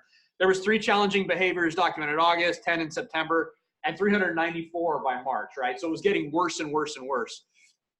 When the staff attempted to increase the work to the 5th grade level, the stress led to additional behavior problems. So this was interesting, right? The BIP was part of the IEP. And one of the things that the school was talking about maybe why they didn't stick to that with fidelity was the academic progress that the student made. But they actually found is that as the academic achievement got higher, the student got more stressed out, and it led to more behavior problems. And so they had to back off the academic expectations to remove the stress, to try and control his behavior. And then it ended up preventing success beyond the 3rd grade level, right? So the parents bring complaint, they win an administrative hearing, they go to district court. The 8th Circuit found there was no question that the school failed to meet the procedural requirements by not creating a BIP. The issue is whether the failure denied the student a free appropriate public education. So the school argued the kid's receiving some educational benefits. Again, I'd also point out here, the standard that they were talking about in this case was like some progress as opposed to an appropriately ambitious level of progress after Andrew F. Okay, so even with the lower threshold, the school failed to meet it here. And the court said because the IEP did not appropriately address his behavior problem, the student couldn't get a free appropriate public education. So even if the school wanted to point to some academic progress, it wasn't the progress he could have achieved and should have achieved if the behavior interventions were part of the IEP. The court said that the legitimate attempts by the staff in untrained behavior intervention were insufficient to reduce the inappropriate behavior such that the student could be successful. There's a quote in there, which I think sometimes judges do. And usually if you're a lawyer with one of these, you know you're about to lose when they kind of throw some gratuitous compliments at you. But the court did say, although the para and the special education teacher were commendable in the fact that they were trying to help the student, the fact of the matter was that they didn't have the training or the expertise to develop the behavior intervention components to make the IEP successful. And so those efforts were great, but as a legal matter, the school still failed to provide a FAPE. Yeah, this is just another quote that talks about the court's conclusion. So I'll talk real briefly about the Tuolumne case. Jordan's going to talk about it in a second. This is a 5th grade student with an IEP for ED and SLD. He served in specialized behavior program, and the family in the case was seeking a residential placement. So the takeaway of this case was that this student was exhibiting really severe behavior, like hitting a teacher with a fire extinguisher, throwing rocks at peers. I mean, elopement that actually happened such that the student was placed in a psychiatric hospitalization situation. But what the school did is they took a boilerplate behavior plan, and that's what they gave to the student, notwithstanding the severe behavior. So the district was dinged because they really didn't, again, we'll talk about this throughout today, they didn't use the I in the IEP. You know, you need to have an individualized component to the behavior aspects of the IEP as well. If you take a boilerplate thing that's supposed to be for, you know, kids that run the gamut and you apply it to a kid that has really severe behavior problems, it's going to be problematic from a legal standpoint. This Hawaii case, this was an 18-year-old student with ASD, had a low IQ, and ROHAD had significant behavior and aggression. The IEP staff said it will follow the behavioral support plan daily. The behavioral support plan was not in accordance with the IEP. It was never provided to the parent, and the parent sued after a conflict about the placement and the services. The district took the position that the BSP was not required to be incorporated into the IEP. And the court said because it was not part of the IEP, the district was free to amend or curtail it without the parent's knowledge or input, which seriously infringes upon her right to participate in the IEP process. So in this case, the parents needed to be able to see that plan to know what services were being offered to the student. And just having generic behavior goals and supports in the IEP were also insufficient. So in this case, for example, it had a thing like, we're gonna have weekly behavior analysis, and we're gonna make improvements in behavior. Those were the goals. And then it generically said there was gonna be like 405 minutes of counseling for that semester. But it didn't talk about, we talked about before about the appropriate and the granularity with the academic goals. The same thing needs to be true for the behavior support plan, right? So the fact that they had those vague goals on there was like having no goals at all from the court standpoint. This is a case out of Alabama. This is a 17-year-old student with disabilities related to reading, communication, and had emotional behavior issues. In August 2005, the student had an outburst in the luncheon, ended up throwing food. A week later, he caused disturbance and cursed in the cafeteria. 2 days later, received an out-of-school suspension for calling a teacher a, quote, freaking idiot, which is pretty tame in KSB standards in terms of language. By the end of August, the parent's lawyer complained that the district didn't have an appropriate BIP in place for the student. So in September, they met to develop an IEP and a BIP. They agreed to a system where a student received points and ultimately rewards for refraining in physical or verbal aggression. The student would receive escalating levels of in-school suspensions and also write an essay for each incident of aggression, and that those would increase with each subsequent misconduct. The student was to receive support from a behavior support individual. That was not implemented. The student was also supposed to receive counseling. And then after the meeting, this again, when you're amending the contents of an IEP, the fact that it hasn't, that substance of that has not taken place in the IEP, when the plan was finalized, that parents signed off on, that should always be a red flag that it's going to be a problem. So after the meeting, the SPED director added a sentence to the BIP stating that the student handbook would govern more serious conduct. Okay. The student continued to engage in misconduct, but the school responded inconsistently with the punishment. So there was disruption, there was a dress code violation, there was disrespect to teacher, kids shouted in the lunchroom, there was generalized threats, and the school inconsistently applied with the rewards. Sometimes they applied them, sometimes they didn't. It inconsistently provided support, failed to provide documentation of a lot of the supports it was giving, failed to provide the counseling that it was required. It ultimately culminated in an incident where the student disrupted class with a peer, threatened the teacher, and refused to follow redirection. A referral to law enforcement was made, and it led to the student being adjudicated in juvenile court, which ordered the parent to disenroll the student from the school and not place the school in any school in the district. The hearing officer found that the school district did deny the student FAPE with its implementation failures. The district's actions and omissions obstructed the success of the student. The director recognized that students with behavior problems have to be handled very systematically, and in that structure, they fashioned a specific behavior management program to work, but the school completely failed to carry it out, right? So they didn't always respond with the student discipline consequences that they said they were going to. They didn't provide the sort of supports they said they were going to. They didn't provide the guidance counseling that they said they were going to. So the takeaway here, it sounds simple, but obviously we talked before about the importance of having those components and details in the IEP related to behavior. The takeaway from this case is if you have them in there, do it. And if you don't do it, it's going to look bad from the court standpoint. All right.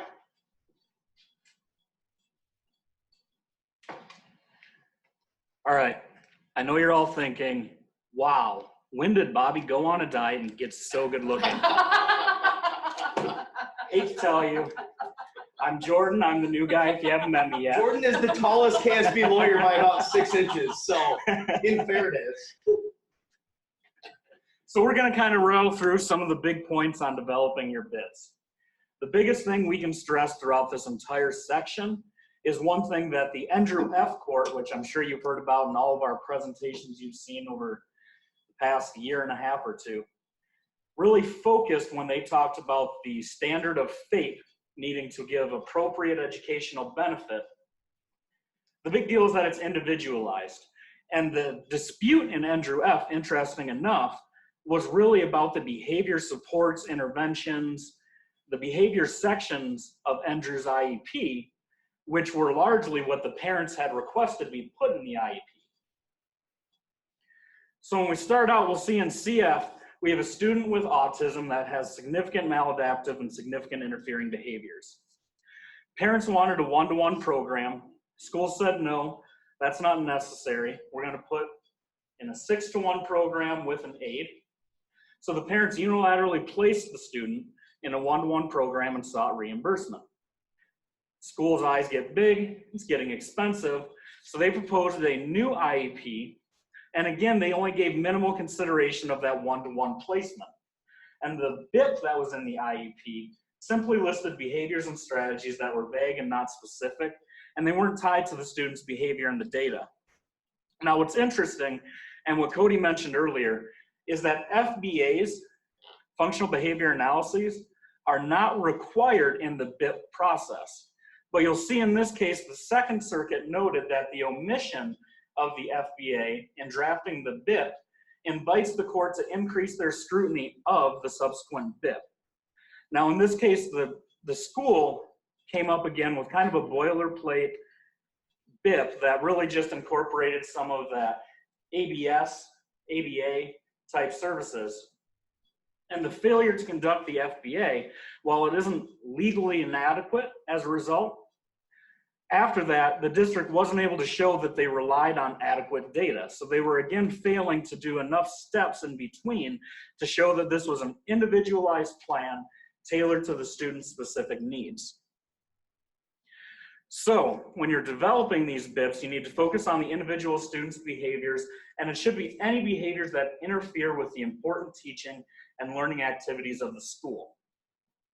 So in one case we have with Ingram Independent School District, there's a kid that napped all the time in class.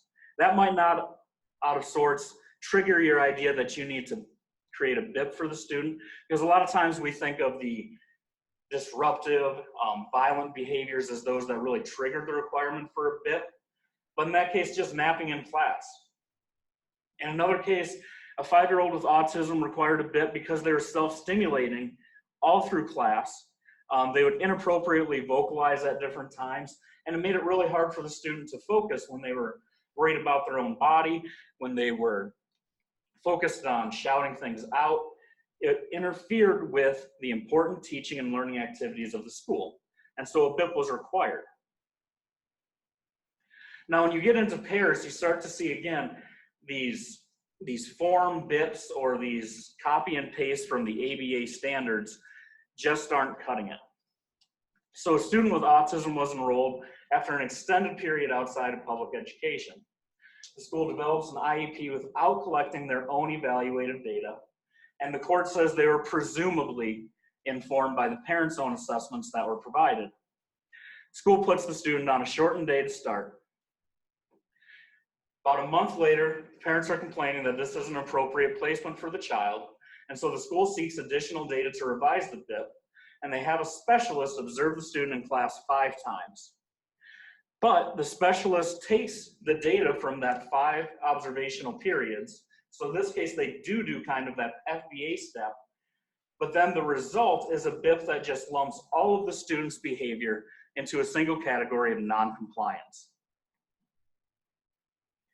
Eventually, the school moves the student to a more restrictive placement that apparently doesn't meet any of the accreditation criteria of the SEA. So, not surprisingly, the mother disagrees with the placement and files due process. Mother wins in front of a hearing office. School district appeals. They wanted to pay more attorney's fees.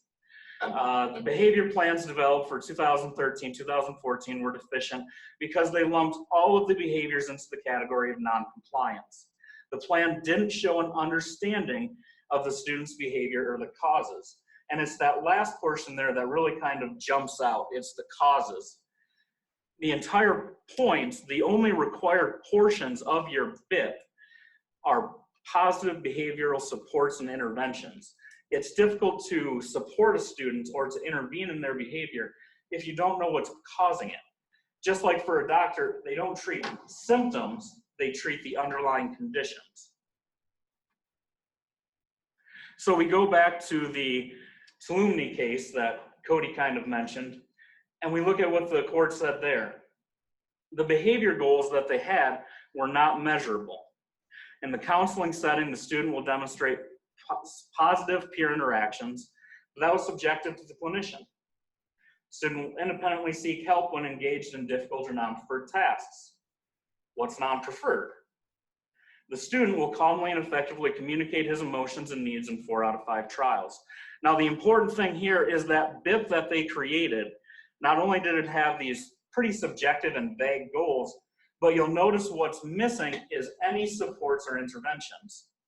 Now, the 8th Circuit has said your BIP doesn't need to require behavior goals.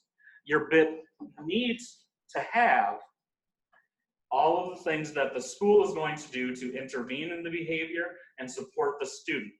So the focus of the BIP should be as much on the student's individualized behaviors and the district's response rather than the student's response to their own behaviors. So I'm just gonna hop in because I can't stop myself because you know how I am. Oh, here I am. So one of the things that I see over and over in BIPs is exactly the issue that Jordan is talking about here, where the BIP is more like a list of the stuff we want the student to do. Jordan will stop mocking Bobby. Bobby will stop kicking Jordan. Instead of articulating what our individualized intervention is going to be to help Jordan to stop mocking Bobby, or where we say, you know what, that isn't maladaptive behavior, so we're going to encourage Jordan to mock Bobby. But what I'm saying is that the BIP shouldn't be like a list of the stuff the kid needs to do. That's your code of conduct. That's right. The BIP should never be your code of conduct. And in this case, The student will independently seek help when engaged in difficult or non-preferred tasks. That doesn't address the underlying cause behind why that student is exhibiting maladaptive behaviors when faced with difficult or non-preferred tasks. Exactly right. And I thought the hearing officer in this case was kind of crappy to the school when he says, well, who says it's non-preferred? Because if I recall right, this kid was like kicking things when he was, I mean, it was pretty obvious. But I think that idea of we need to say Jordan will independently seek help when he's doing seat work. That would be better than saying in difficult and non-preferred tasks, so that we can articulate what is the difficult task. So I didn't mean to interrupt. No, of course. And then your support that you tie to that behavior should be tied to the cause. Bobby has a difficult time remaining calm while in seated tasks. So we are going to give Bobby 5 minutes of walk around time after every 20 minutes of seated tasks. It needs to address and be directly tied and individualized to the underlying causes. And the big thing then is when you get a good BIP that identifies the triggers, if you will, of a student's behavior, you need to pay attention to those and follow those. So in this case, a student had a BIP, and the BIP specifically stated that, first of all, the student was never to be touched by a male, and that police officers should only be called if the student's safety was in danger. The case is not entirely clear, but I think what is pretty clear is that the student had some type of trauma in her past, probably tied to the presence of a male figure. And whenever a male was introduced to a situation in which the student was misbehaving, she would escalate seriously. And the same was true if it was an authoritative presence like a police officer. The BIP also said that the student would be allowed to call her mother when she wanted through the day so that she could engage in some de-escalation that way. Well, kid's brought to school one morning. Mother drops her off, specifically tells the front office she's not feeling well today. If she needs to call, let me know. Student ends up in a bit of a tiff with her teacher, and she tries to leave the classroom so that she can go call her mom at the front office. The teacher refuses to let her go down to the office to call, says that if she wants to call, she could call from the classroom phone if she remembered her mom's phone number. And it's at that point where these behaviors start to escalate because we're not implementing the BIP and addressing the underlying causes.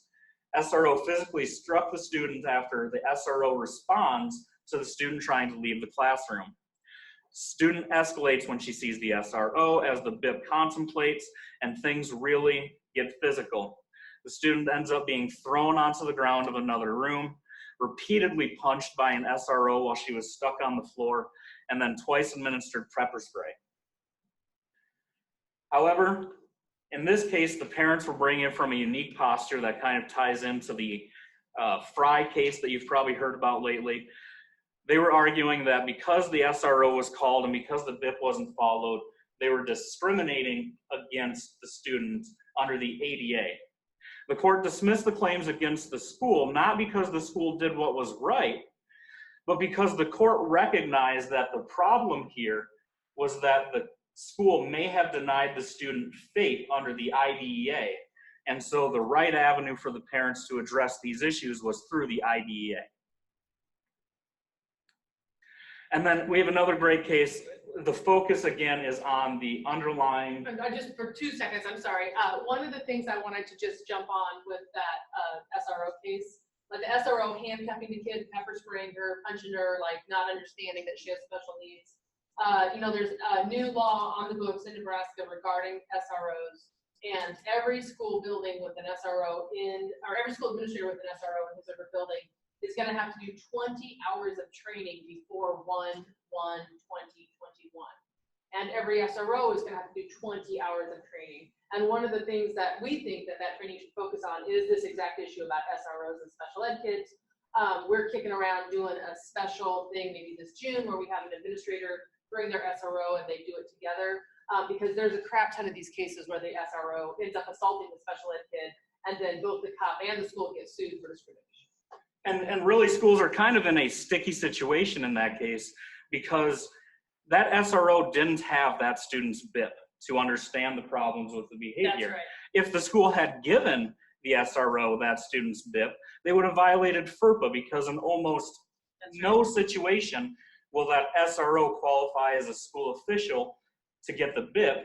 And unless there is a very serious event and there's time to react to it that the emergency exception would apply, the SRO probably isn't going to respond to that student. So the school was the first line of defense there in implementing that BIP, and all hell kind of broke loose when they failed to recognize the student's causes of the behavior and then follow the BIP. So that just goes back to, we need to be focused on the causes of the behavior. So in this case, a student had Prader-Willi syndrome. If you're not familiar with Prader-Willi, it's a genetic defect that causes students or children to have constant insatiable hunger. It also causes a lot of different intellectual disabilities that for a lot of students means they can't really understand or conceptualize time. They're often really impatient. And that also ties back into that insatiable hunger. They don't realize they ate 5 minutes ago. Time is essentially meaningless. So the parents were unhappy with the services that they were getting from the school district, and they tried to get a private placement for their student.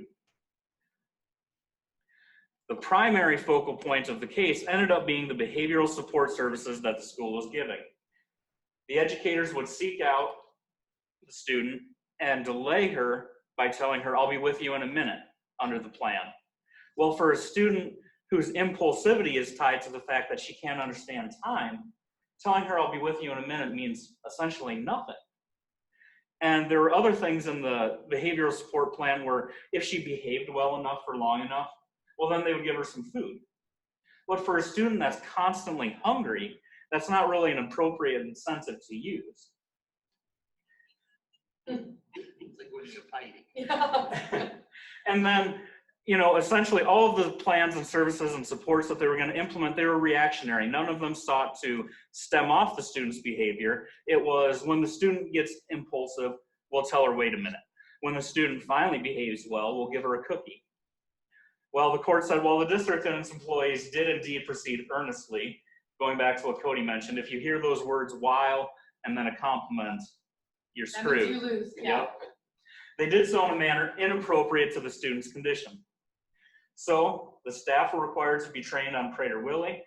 There was a required meeting with the parents to develop an appropriate DIP that actually addressed the causes of the student's behavior. But a private placement wasn't necessary because schools, you can do this. You can identify even the most complex underlying causes and you can address them appropriately. This case, a student with autism, the IEP proposed a 12-to-1 environment, but didn't have a formal BIP. Parents said the student's placement's inappropriate, and the IEP is inappropriate because it didn't include a BIP. However, the IEP did identify the student's behaviors that would impede his learning, provided techniques the teachers could employ to respond, and included related skills. So we've checked off all of our boxes. Remember, your BIP doesn't have to be a freestanding document developed in the IEP process. The BIP is the way that you meet the regulatory requirement of providing positive behavioral supports and interventions.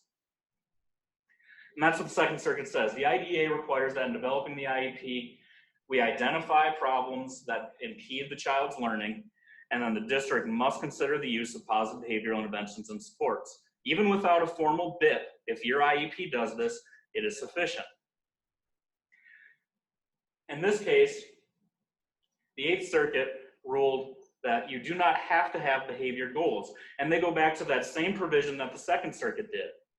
So the parents of this child said, look, the IEP identifies the problematic behaviors. It tells us what we're going to do and gives very specific strategies to address those behaviors, but there's nothing for the student to work on. And IEPs need goals, right? Eighth Circuit says no.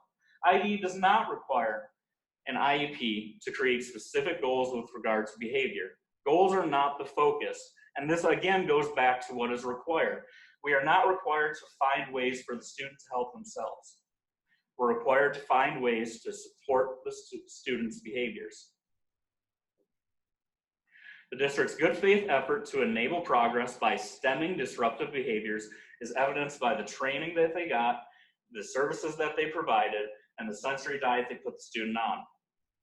In this case, they did an FBA, they identified the behaviors, they did everything they needed to. Goals were not required. So, sorry, just so you stack all these cases up side by side by side, here's the bottom line. There's no specific format that you have to use. There's no one size fits all solution, right? You can have a freestanding BIP, you can have freestanding goals, you can have it interwoven throughout the entire IEP. You have to address the behavior that interferes with the child's education, but there's not any specific way that you have to do it. So as your lawyer, we love that because we can look for multiple ways that you comply. As the educators implementing, you got to ask yourself, where is it? Somewhere, where is it that we are supporting the kids' behavior? And kind of the final points as you're developing these BIPs is focus on where you're going to need to implement these supports. So you need to identify where these problem behaviors are occurring, and you need to address them there. In this case, a student had problems with elopement. She would assault other people, yell, disturb people.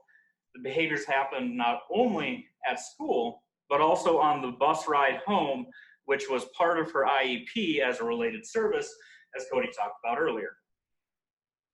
So here the parents say in a complaint, the staff on the bus aren't even implementing the IEP, and all they want to do is stick our child in a restrictive child safety seat.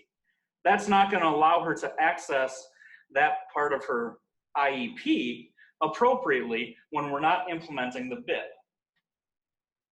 And in this case, the Maryland State Education Agency said, yeah, you're right. If a service is part of the child's IEP and their behavior impedes their ability to access that service, the BIP should address those behaviors. And then finally, we have a student with autism who is much larger than his classmates and engaged in an aggressive disruption and elopement and self-harm.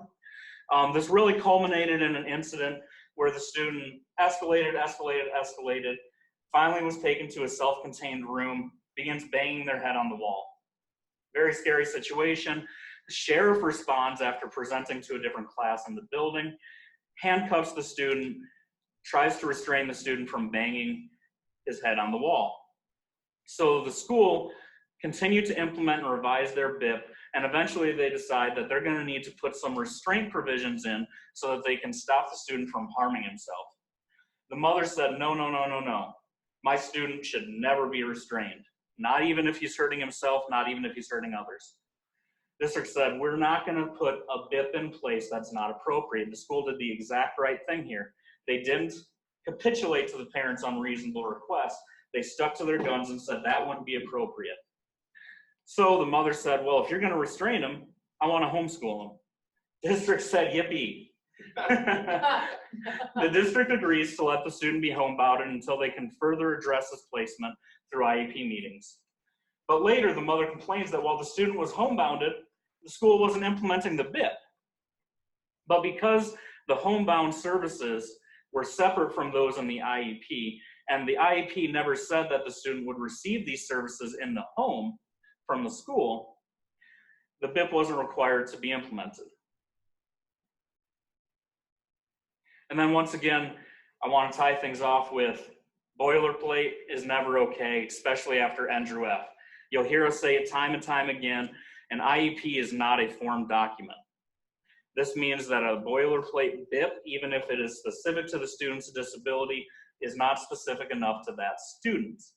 And the other thing that this case really highlights is something that Karen mentioned. This is not a code of conduct, and your BIP should not be how you determine the student's placement.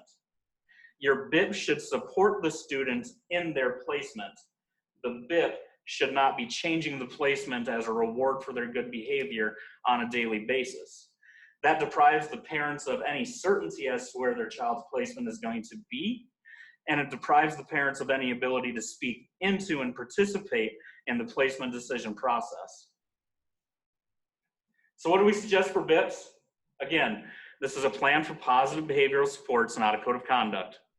So you need to review the possible menu of supports. There are all types of great resources, and the parents are going to bring them, I guarantee it, telling you this is what you should be doing. Consider those. Do not copy and paste all of those. That is what took NDREF school to the Supreme Court. How much money did they pay in fees in that case?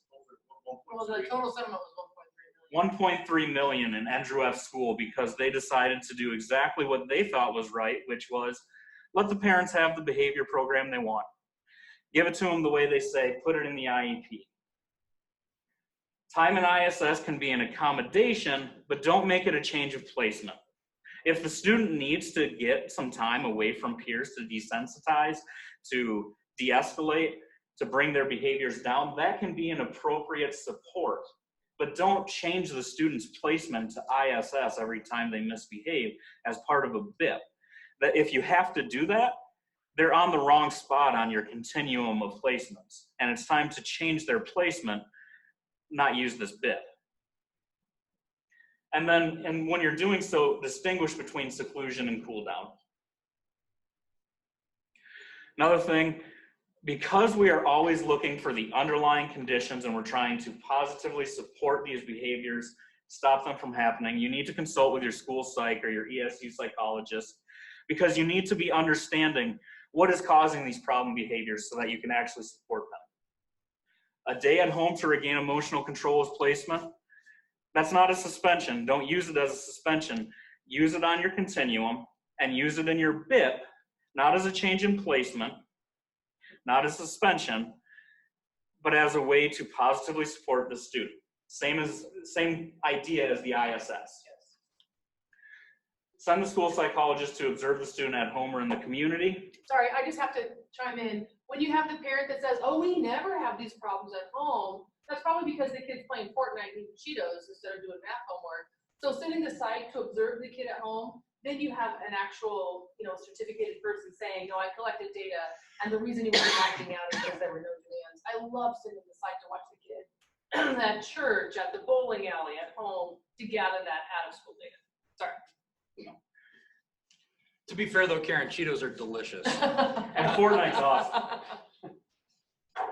I don't know about Fortnite. I was born in the 70s. So we got a question in regards to transportation. Can you further provide clarification in regards to 014.01B2? This is an aspiring lawyer with citations like that. The nature of the child's disability is such that special education transportation is required. Does this mean students that require a wheelchair and are those that have such significant behaviors that they require special education transportation? Or does it mean for those that qualify as intellectually disabled? I feel that we're over generous on providing transportation, but I struggle to interpret that part of the document. The answer is yes, right? So in theory, it depends on the nature of the disability and what the IEP team determines as to whether that student needs transportation in order to receive the special ed such that they get FAPE, right? Now, admittedly, a student in a wheelchair that needs a ramp getting on or off a bus, or that parents don't have a vehicle to transportate them, that's probably more obvious, right? Than maybe someone that has an SLD or they're behind in reading or something else that you're providing supports that don't think it's a physical manifestation. It's tough to have the interplay of transportation, right? I'm sure Karen and Bobby can have better examples of where it might be an intellectual disability, but is whether it's manifesting itself in social interactions or something else, such that you do have to provide something specific in terms of either modifications or transportation. But the short answer is you don't get to say, it's not a physical disability, it's intellectual, so we don't have to provide transportation. I still think you need to look at that and document it and make the decision, make sure it's part of the IEP. Yeah, and I just want to reinforce what Cody said. It's 100% a team decision. There's a couple cases out there where students with an intellectual disability were entitled to transportation because they couldn't make the bus transfers in New York City or navigate the subway system. But if what we're talking about is somebody, I'm from Crete, somebody walking from Code Avenue, which is where I grew up, the 6 blocks to the high school, somebody with a low IQ can understand that straight shot, walk 6 blocks this way. That student probably wouldn't need transportation, as opposed to a student with an intellectual disability that lives in the country and would have to have a school permit to drive to school, probably would need transportation. So it's team decision based on individual factors, which is, it's like, how in church during the children's message, the answer is always Jesus. In IEP questions, the answer is always, it's a team decision. You're never gonna go wrong saying it's a team decision. Last question we have before we're gonna take another short break. And Bill McAllister, I love you with a white hot love. You make my day. Bill says, I'm assuming that a certain percentage of our IEP should include BIPs. What is that percentage? The percentage of IEPs that should include BIPs is the percentage of students who have behavior issues. Now in West Point, where everyone is happy and nothing ever goes wrong, it's probably a really low percentage. And in Crete, where I grew up, it's probably a really high percentage. In Detroit, where Steve grew up, it's probably 50%. So Bill, the answer is there's not any set percentage. And Texas is in huge trouble right now because this Texas Department of Education had set like a percentage rate for what they thought special ed students should be. And the Federal Department of Education is freaked out, has a whole bunch of compliance going on for Texas. So I would really urge you not to think about this in terms of a percentage, but think of it in terms of each individual kid we should be looking at. Do they need behavior supports or not? Okay, so I told you we were all highly caffeinated, so we've been drinking coffee all morning. We need a break to access the restroom and, take a deep breath. So it's 10:57. We will reconvene at 11:05.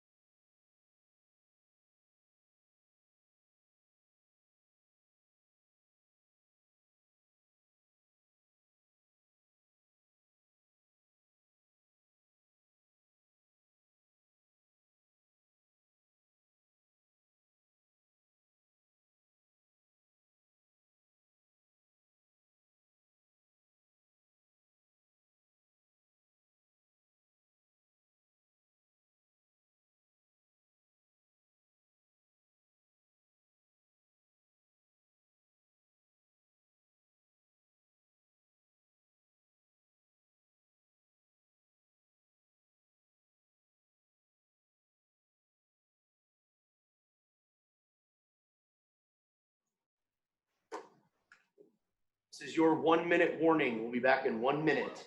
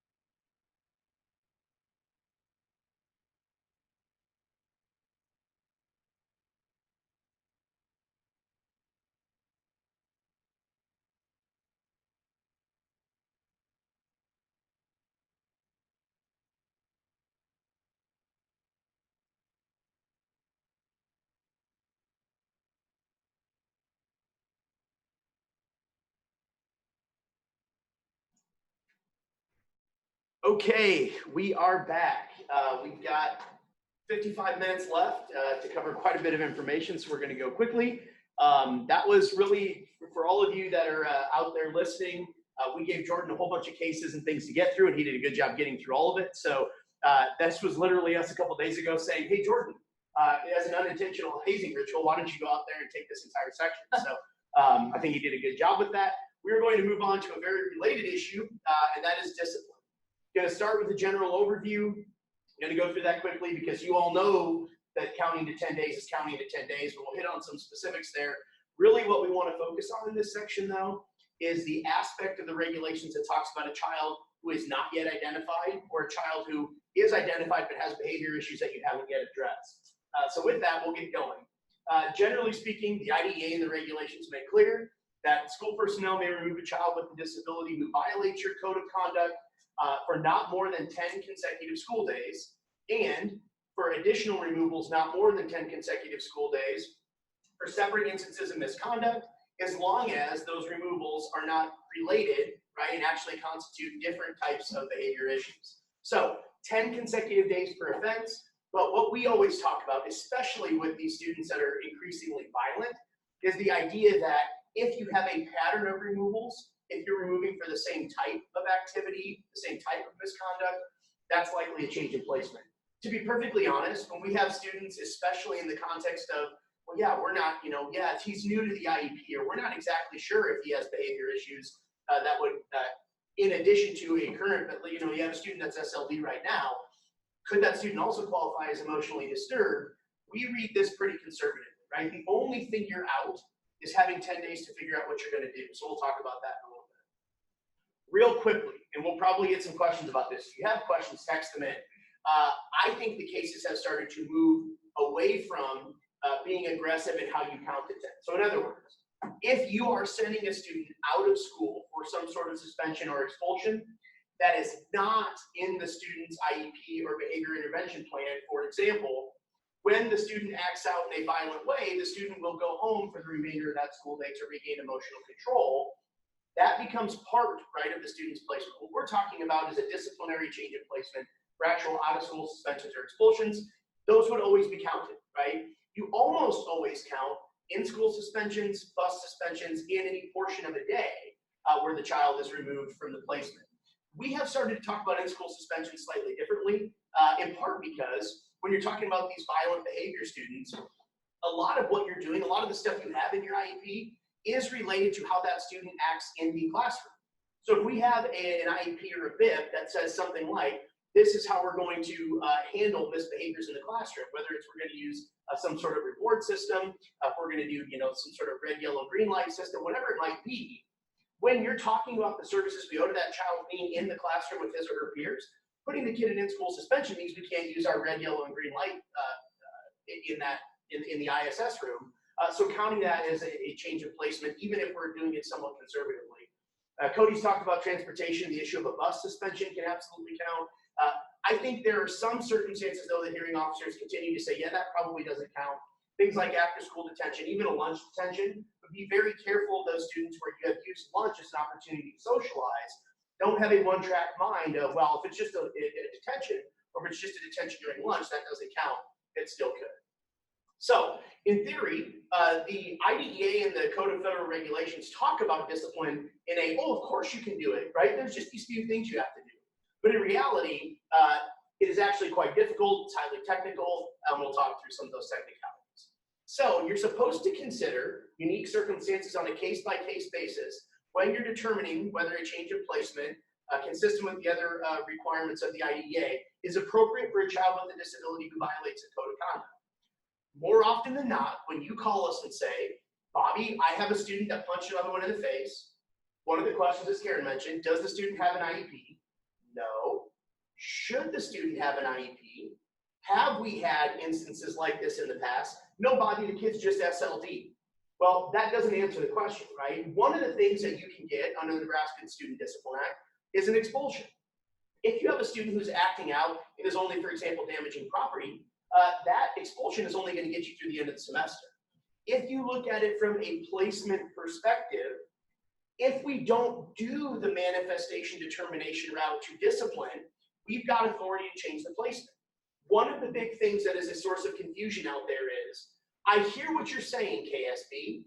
We should look at this as a placement question, but we're only going to do that if we decide it's a manifestation, because I want to kick him out if it's not a manifestation.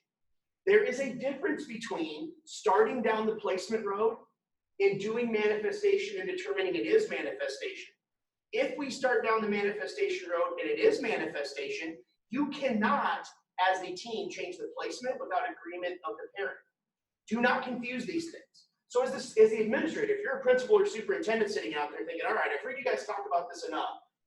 We get it. At 10 days, we got to figure out if we should change the kid's placement. That is not what we're saying. Don't hear us say that, right? Because we are down the manifestation road at that point. If we decide it's a manifestation, we can't change the placement without parent consent. What this regulation asks you to do is think about whether from the get-go, you should look at this as a possible change of placement from an educational perspective. So what constitutes major discipline? Removals for more than 10 days, expulsion. You can have removal for those 45 days for specific circumstances, for drugs, for weapons, for serious bodily injury. The MDR must be conducted by the LEA, the parent, and relevant members of the child's team. So when we're going through the manifestation determination review process, make sure you got the right folks there. So what do we review? The team has to review, number one, all of the relevant information in the kid's file, including the kid's IEP and teacher observations of the child, and any relevant information provided by the parent. So we should be saying to the parent, have you seen these sort of behaviors? And FS Carrot pointed out, they say, well, this never happens at home. We should have good notes of that, and we should consider whether we actually believe them, right? Or if there's some more additional data that we should gather. So the questions to ask, we have decided that there's student misconduct. We're in a manifestation determination review. Was the misbehavior caused by the student's disability? This one right here is typically where most teams stop. I think we should do a better job of really focusing on the second two questions. Was the conduct in question caused by, or did it have a direct and substantial relationship to the child's disability? This does not say we know the kid's SLD, so the only thing that we're thinking about is whether it's related to SLD. As we'll talk about in a second, the regulations apply to the child's disabilities, even if we have not identified that child is also suffering from an emotional disturbance. Got to keep that stuff in mind because that's part of what the team has to consider. When we talk about the letter that OSEP released recently, well, Bobby, if we only have an SLD verification, but we think the child may be ED, what are we using to decide if it's, for example, caused by an emotional disturbance if we don't yet have that data? The short answer out there is they say use what you got, but you have to consider that. You can't leave that question off the table just because we haven't gone fully down the ED path yet. Or as Karen talked about from the beginning, we're waiting to have that long period of time. Last thing was the misconduct a direct result of the district's failure to implement the IEP. This is one, again, that we should make sure that we're asking. It wasn't because he's SLD, doesn't answer all of the questions, right? Did we fail to implement the IEP in some way? So this is actually a charter school case, a student diagnosed with disruptive mood dysregulation disorder. An essential feature is chronic, severe, and persistent irritability and low frustration tolerance. Student involved in a physical altercation with a peer, and this is where this case gets really interesting. The student tried to take a peer's shoes after she refused to consent to being photographed. So clearly we have some social skills types of things here that should be addressed, but basically kid says, I want to take a picture of you. No. So the student that's on this IEP steals her shoes. They call a manifestation determination review together. They have the student in there. The student describes the incident, I was just horsing around, it was just horseplay. What's interesting is we actually have a school psych and we have an LMHP from outside the school that comes in and provides an opinion that, this kid told me it was just horseplay. Obviously, even a student with an emotional disturbance or some sort of disruptive mood disorder can still engage in horseplay. We got to make sure not everything is tied to the disruptive mood disorder. Well, so the team decides that this is not a manifestation because the kid and the kid's outside psychologist said, this is not a product of his anger. This didn't involve his aggression. So the school says, because it's not a manifestation, we're going to expel him.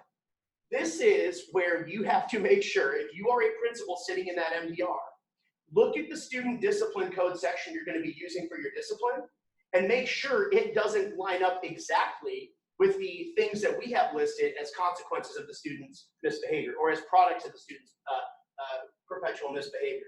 So in this case, they're sitting there and the principal says, we're going to expel him for attempted use of force, coercion, intimidation, or threat of violence, which happen to be things the school had in its documentation as impacts of his disability, right? So the hearing officer is looking at this like, I see the student discipline letter you have, and I see the documentation you have for this kid, and they say the same stuff, but you're telling me this isn't a manifestation. That's one of the key takeaways here, right? Make sure that we are mindful of you're in that MDR. Of course, you haven't decided whether you're going to expel yet, right? Wink and a nod. As we try to line up the timelines for this stuff, this is one of the things that the hearing officer notes. The hearing officer says, I literally don't care what the student said, and I don't care what the student's outside expert said, right? The student's misbehavior based on the documentation in the school and the school's characterization of that student's misbehavior are consistent. So it is a manifestation, even if the student says, I wasn't angry, it was just horseplay, and even if the kid's outside psych supports what the team wants to do here, which is expel. This is a case, the Ilya Cole case, a 17-year-old student with an emotional disturbance. He again has that long history of violent disruptive behavior. This is a serious incident where the kid repeatedly punches a classmate, causing the classmate to have a seizure, significant bruising, memory loss, and a substantial concussion, right? This is the sort of case where we're looking at it thinking, okay, if those 45-day exclusions to that interim alternative setting mean anything, clearly this is causing a serious bodily injury. So they conduct a manifestation determination review. This is clearly a manifestation of the student's emotional disturbance. But remember, because it falls into one of those three categories of guns, drugs, or a serious bodily injury, we can still remove the student for 45 days to this interim alternative education setting. The problem that you have here is that the 45 days expired before the school could get in front of a hearing officer to decide if the district's proposed change in placement after those 45 days was appropriate. So the parents say, once we hit day 46, my kid gets to come back, and I don't care how big of a threat that you think they are, because the stay put provision requires a student to return back to his or her previous placement at that point. The school said, that's clearly an inappropriate placement. If we bring the kid back, the next kid that he punches in the face is going to sue us because we were negligent. Good argument. The problem that you have here is the school decides, well, we're going to err on the side of not getting sued because we don't want him to punch another kid versus you not suing us because we've inappropriately changed the placement. The hearing officer in this case, I don't care what your concerns were, school, the IDEA is clear. That stay put requirement entitles the student to come back, which is why in this case, I would not have looked at it from the discipline context. Yes. I would have said, let's change the kid placement from the start so that we don't have to deal with not only our Student Discipline Act requirements and how they don't line up with the IAES requirements, but also because we got to bring the kid back after those 45 days or after the semester of expulsion. The kid was presumptively entitled to have the student stay put while the school sought to allow a change in placement. So basically what happened is at the end of the 45 days, the school says, we want to change the placement. The parent says, I disagree with that change in placement because it's going to be homebound. I don't want to be home all day with my super violent kid. So starting day 46 and until we can get in front of a hearing officer, the school has to put the kid back in school. So the parents get the super compensatory education. Okay, so that's the general overview about the discipline requirements. This is one that we literally get every week. Bobby, we had a significant fight in the lunchroom. One kid beat the hell out of another one. Okay, what do you want to do? Well, this student we already sent home. This student's going to be given a 10-day out-of-school suspension. He fought back, but he didn't start the fight. What about the kid that started the fight? We want to expel him. Okay, sounds good. Does he have an IEP? Nope, no problem at all. 32 on the ACT.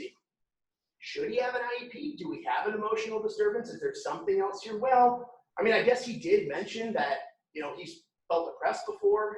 We had these, I know he's seen a counselor outside of school for a while. I have no idea how that stuff's going. The parents have exchanged some emails with me and with the teachers about behavior issues. And yeah, I've even got one email here that the outside counselor said it may be a good idea if we think about whether the kid needs some additional support in the classroom.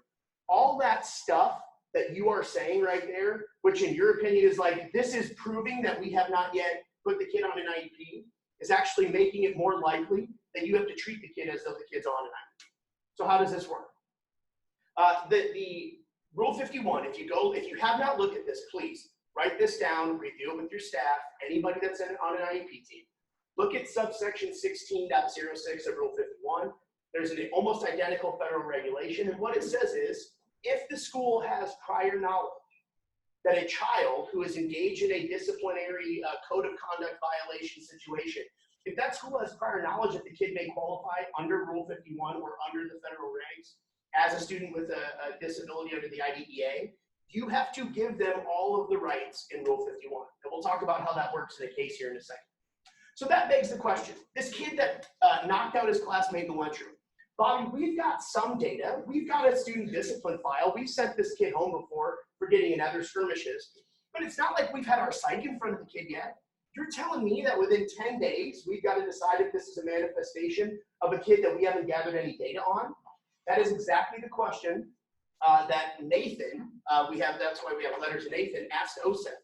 So once it's been established that the child is a child who the local education agency is deemed to know could have had a disability, right? So we have one of the triggering factors here that says, yeah, the school had prior knowledge, even if he's not yet verified. Can we, the school, at least wait to do manifestation until we can do an initial evaluation? We should get the psych in front of this kid, otherwise our answer is going to be pretty much based on nothing, right?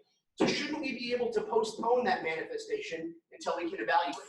OSEP, no. The child, by law, if we suspect that they have a disability, or if we've got prior knowledge, for example, a parent request to evaluate, teacher concerns, that child is entitled to a manifestation determination review, just like a child that's already on an IEP. That does not include an exception to allow you more time to conduct the MDR. You must conduct a manifestation, even for a kid who's not yet verified, if we have prior knowledge within 10 days, just like you would for a kid who's on an IEP. While the school may choose or find it necessary to do expedited evaluations, we cannot delay the manifestation determination review even by a day to allow those to occur. Second question. So if we have no information about this kid, because actually he just moved in, he's from out of state, they didn't have him on an IEP, now we know clearly the kid has some sort of issues that probably are going to qualify him, though he's not on an IEP yet. If we can't postpone it, how should we conduct the MDR? What should we look at? If number one, we have little to no information, and number two, the purpose is to determine whether the behavior is a result of a disability that we haven't even yet been able to evaluate and assess. OSEP, the team must consider all relevant information. In other words, good luck to you. Consider what you have, do the best you can, right? There's no IEP, so there can't be a failure to implement. So really, when we're asking whether a student who's not yet on an IEP, whether that action or misconduct is a manifestation, we can leave off one of those questions, right? We don't have an IEP, so we've not failed to implement it, but we still ask the other ones. Is it a manifestation of the student's disability? Is it directly and substantially related to the disability? Based upon that review, your group in your MDR should determine whether the conduct in question was caused by or had that direct and substantial relationship to the child's suspected disability. Well, Bobby, aren't we predetermining if we walk in and say, oh yeah, this kid's totally disabled? The answer from OSEP is no, not really, right? Because the MDR is a standalone requirement. To the extent that that's awkward, we get it, but you have to consider what disability you suspect when conducting the MDR, even if the kid doesn't have an IDEA. And there's nothing in the IDEA that would prevent the LEA from conducting an MDR, so long as it's conducted within 10 days of the decision to change a student's placement due to a violation of the code of conduct.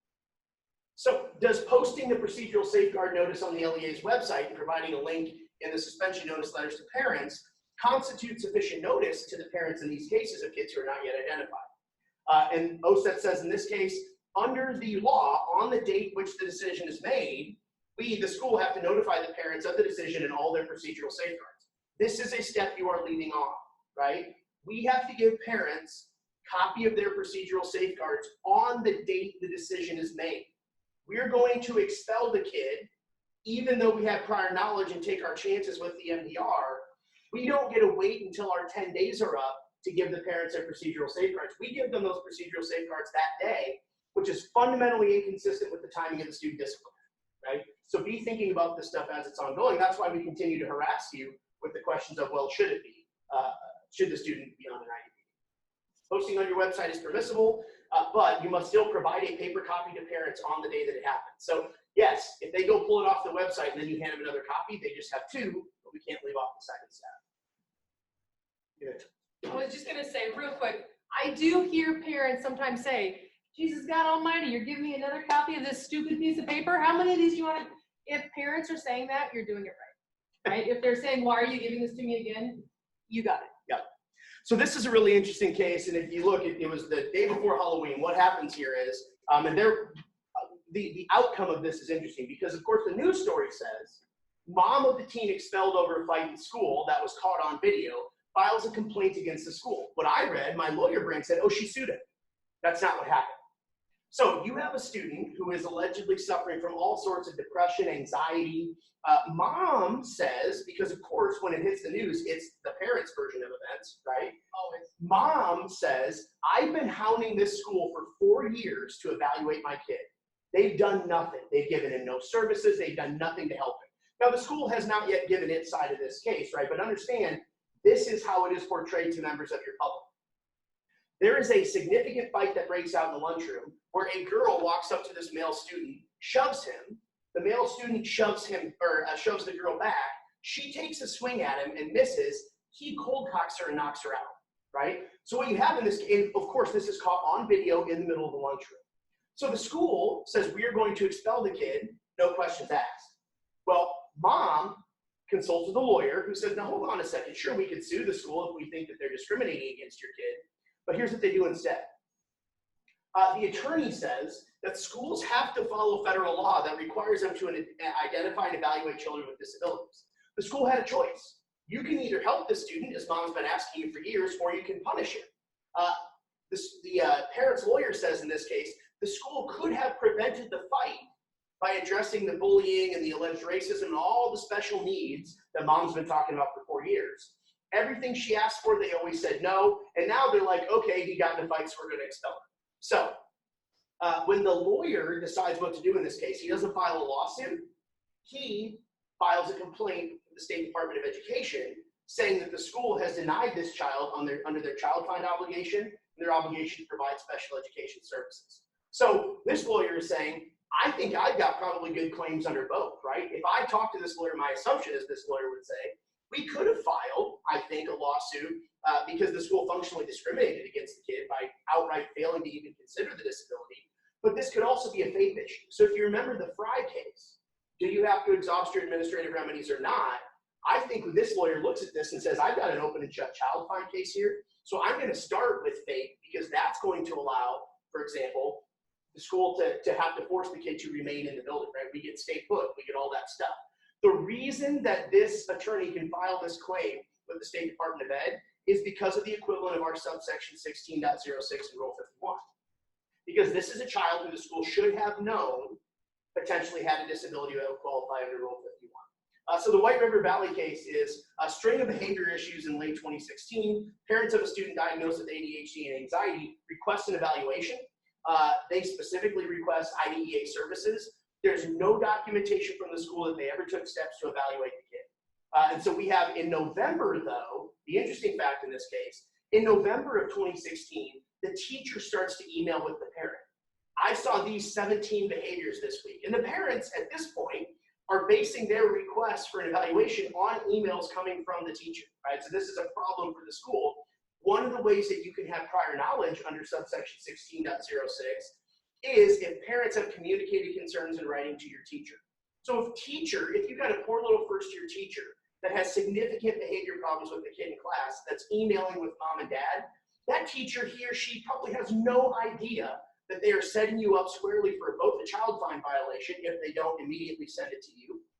They're trying not to be the needy first-year teacher, but they've actually engaged in an act of legal significance under the IDEA, which will bind the school district probably forever by exchanging those emails with parents about behavior issues. So once those behavior issues persist, in late 2017, the student is a violation. So that next year, the student is in another serious altercation.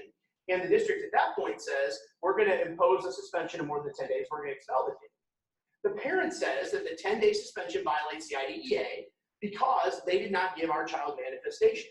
The school says your child was not yet identified as a student with a disability. You're not entitled to it. Ruled for the parents. The suspension was inappropriate without following the IDEA discipline process. Under this subsection, just like our Rule 51, for disciplinary purposes, the school has knowledge that the student is a child with a disability if the parent requested an evaluation prior to the misconduct. In this case, they hit two of the prior knowledge prongs. A teacher has received input in writing from the parent that they believe the kid may have a disability, and the family has requested an evaluation. If a family says, would you please identify our student, right? There are only a couple of appropriate responses. No, we're not going to evaluate your student. Here's a prior written notice and a copy of your procedural safeguards. Or yes, ma'am, yes, sir, here is a consent to evaluate, right? Well, this could be an emotional disturbance, so why don't we just kick this can down the road for a couple months to figure out if we have a long period of time, is unacceptable. If you believe you need more data, then you should say we're not going to evaluate now because we are working through our MTSS process. But if parents request an evaluation, we cannot say no, never possible because of the MTSS process, right? A parent request is the trump card. That is also true in circumstances where now you want to discipline that student. So if it is not a manifestation of the child's disability, whether or not they've been identified, right, the child can be punished like a regular education student, sort of. The sort of is because if the parents after that point, you've got a family that has no idea what this whole IDEA process is about.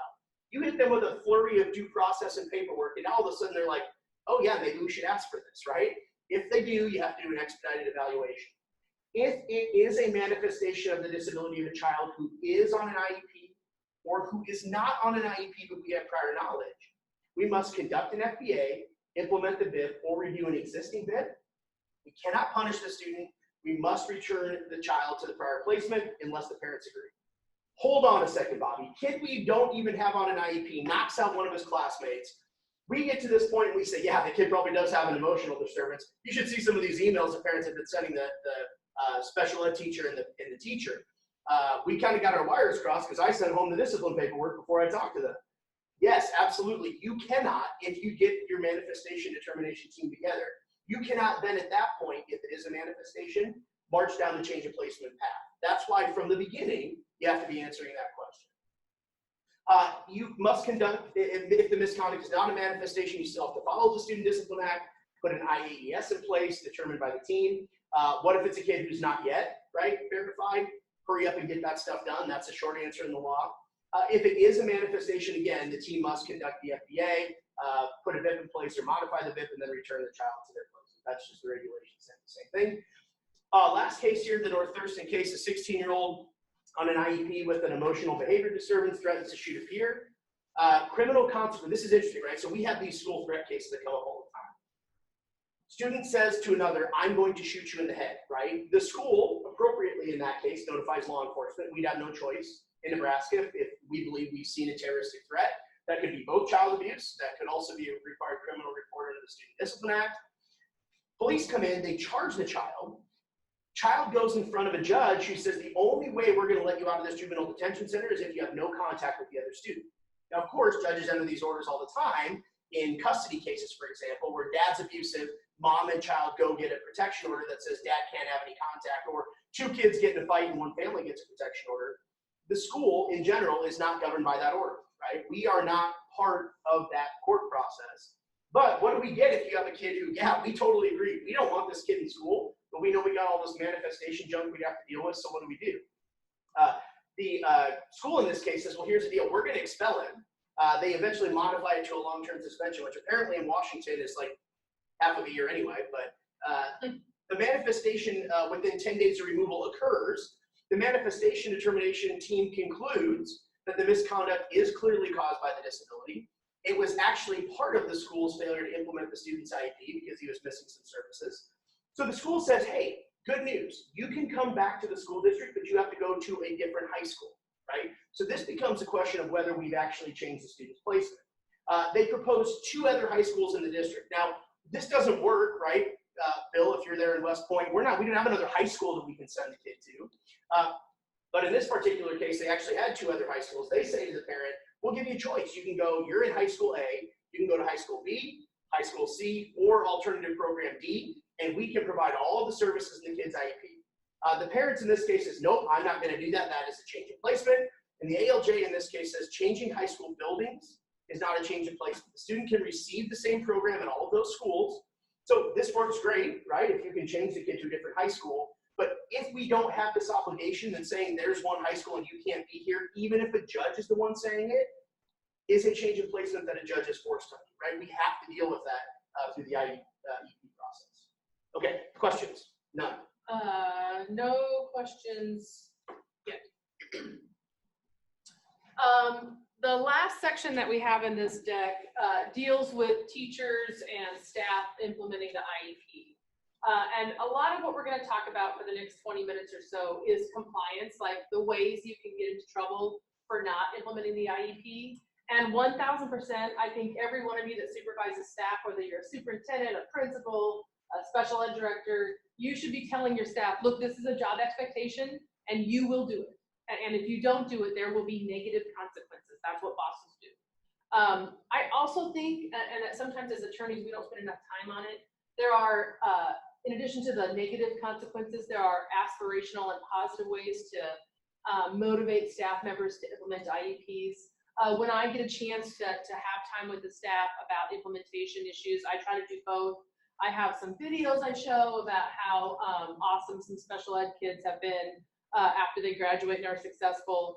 I have sort of some like thought projects we try to do, and I'm not saying I'm a psychologist or an education leader or anything like that, but I just want you to see we need, I don't want to say carrot and stick because that's not exactly right, but we need to have the positive and the negative in terms of implementation. And the meanest teacher in America did not go into education because he hates kids, right? And so we should be able to take that innate desire in most staff members to serve special ed kids or to serve all kids, and then feed that innate desire with some kind of positive reinforcement for serving special ed kids. And I think sometimes as attorneys, we get too bogged down on the negative and forget to talk about the positive and aspirational, and that, you know, you get that shot of dopamine in your brain if you're a teacher, if somebody says how awesome you are for serving all students. So I'll just, you know, I'll leave that out there to you as education leaders to think about doing the positive and the negative. Now, going on the compliance side, so sort of the negative side, sort of these are the rules and you will follow them. The law is super clear that every child must, or every teacher that has this child must be able to access the student's IEP. And SRS is awesome because everybody can get on SRS and see it. That means case managers who are listening to this, you should give access on the IEP to every single kid that sees this kid during the week in an 8th grade, you know, setup or a high school setup. What did I You say? said every kid. Oh, sorry. Sorry. Eventually we were going to have a sleep deprivation moment. Every teacher who sees this kid should be on SRS to have access, right? Even subs should be able to at least know what this child's needs are. Now, substitute teachers maybe don't have to be able to see the entire IEP. Maybe they just need that services page. But everybody that sees the kid on the regular, the art teacher, the music teacher, the classroom teacher, they should be able to access that IEP. The reason for this, the reason I'm emphasizing this so much is this is one of the things that OCR has figured out is easy to check in Nebraska, right? They ask for the SRS permissions sheet, and I've even had them ask for the SRS access records. Yes, Mr. Williams? What about bus drivers?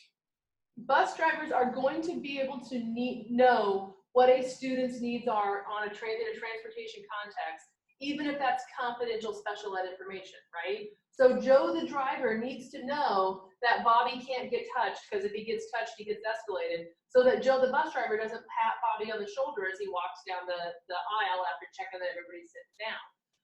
And Steve's right. Sometimes, I assume what you're saying is sometimes we have schools go, well, the teachers need to know, but the lunch lady doesn't need to know. The bus driver doesn't need to know. They might need to know, depending on the kids' needs. So every teacher, related service provider, or any other service provider responsible for implementation has to be able to access that IEP.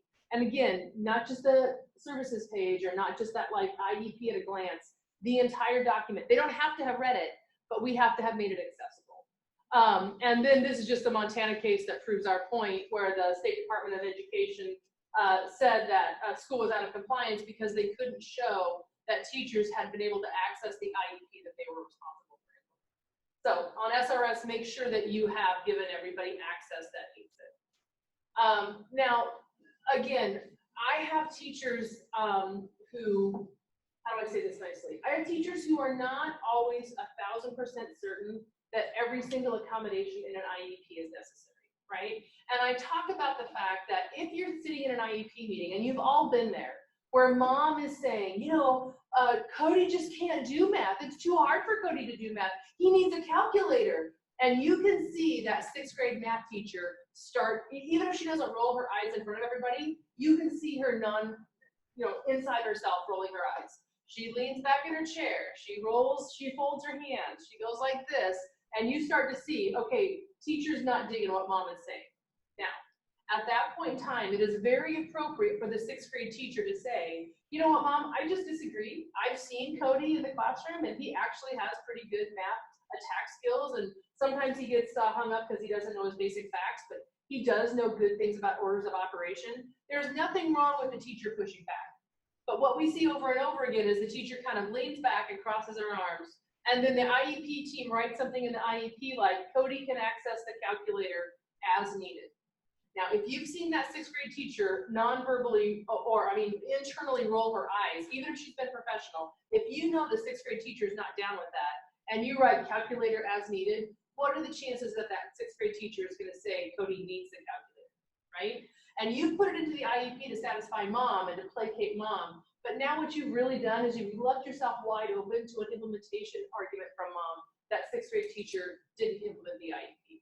So I think you should gently encourage your staff that when they think an academic accommodation isn't appropriate, the time to speak your piece is in the meeting.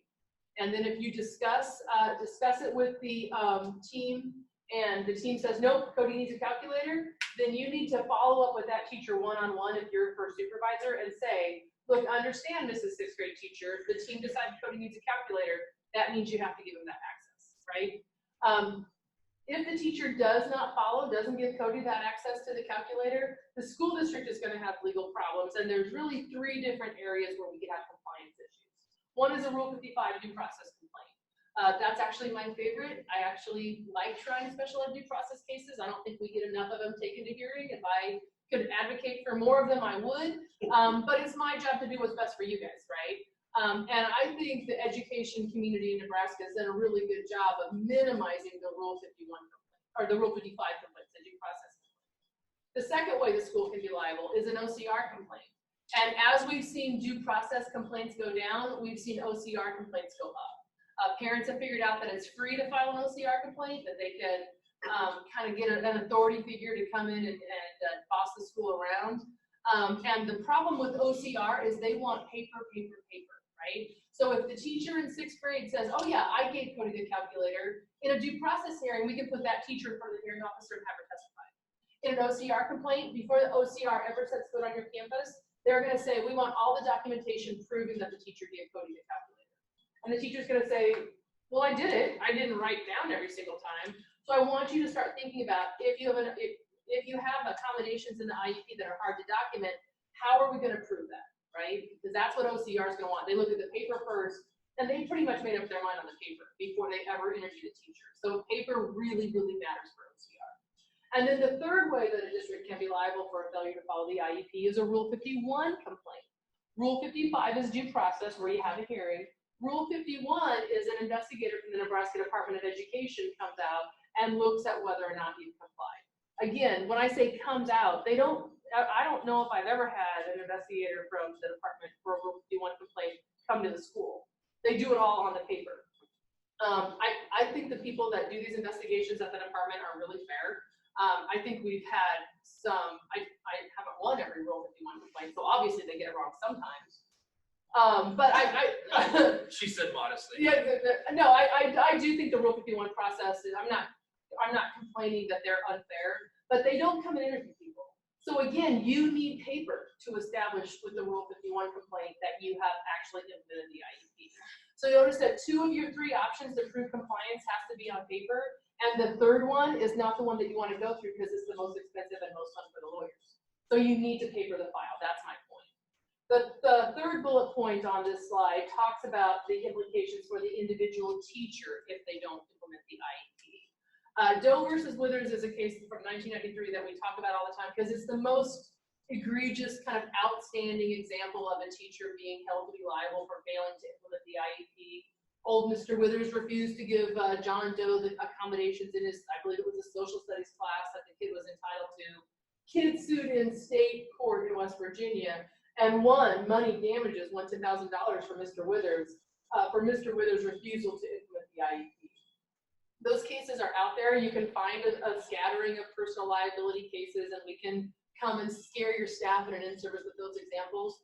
But what they really should be worried about is not the money damages claim, it's the PPC complaint. Probably Steve and I have been doing this for the same amount of time. We probably had, I don't know that I had a PPC complaint for failure to implement in the first decade we were doing this.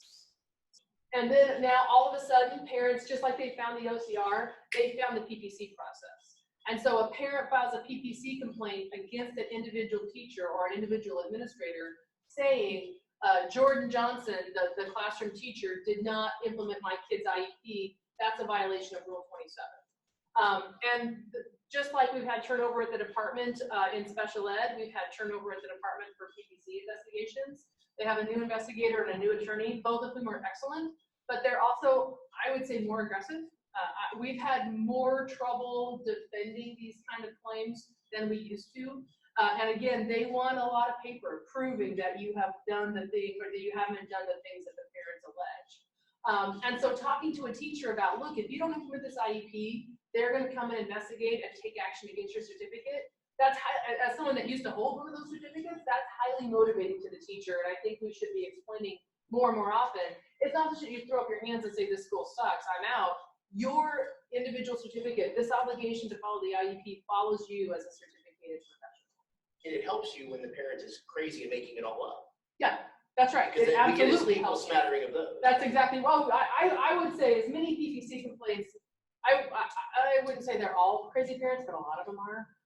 But having that documentation is your only defense against a crazy parent. Couple of examples of how teachers really have no choice but to follow the IEP. This is so old, but I love it. This is from OSEP letter from 1978. This is when the IDEA, actually it was the Education of All Handicapped Children Act at that time, had just gone into effect.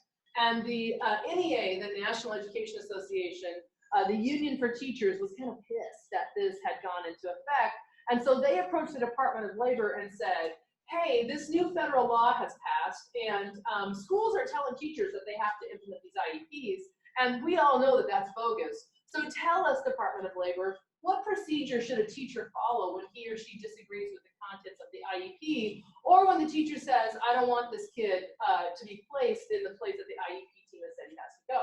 Now, it's 1978, Jimmy Carter is president, very union friendly. This is when public unions, I don't want to say at the height, but at a very politically powerful point in time. And so the NEA made a political judgment that the Department of Labor was going to support the union. And I would not say that that was a bad guess at that point in time. So NEA says, what does a teacher do when they don't want to do this IEP? Second question that NEA said is, if the teacher disagrees with the IEP, do they have a right to call for an IEP meeting to get this changed around so they don't have to deal with this child? And then third, can a teacher refuse the placement of a handicapped child? And you can tell the age of this letter since we're using this terminology. Refuse the placement of a handicapped child into his or her classroom. This is the teacher that says, I ain't gonna do it. That kid is violent. I'm not gonna have him in my classroom. So the NEA goes to the Department of Labor and says, okay, just tell us how we handle all this from a union side. And the Department of Labor basically told the union to pound sand. Teacher has no right to refuse to implement the IEP. No right under federal law, no right under labor law, no right under state law. Number two, teacher has no right to refuse placement of a kid in his or her classroom. If the team has decided that the classroom is the appropriate place for this disabled child, even if the teacher thinks the kid could be violent, the teacher has to figure out how he or she is going to manage that in the classroom.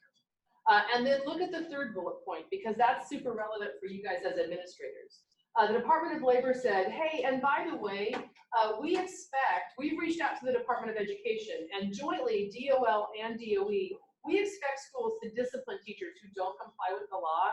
So you can't just with a wink and a nod say, it's okay, teacher, we know that you don't want this kid in your classroom, we'll work with you on that. You have to implement the IEP, and if the teacher won't, we're expected to discipline them.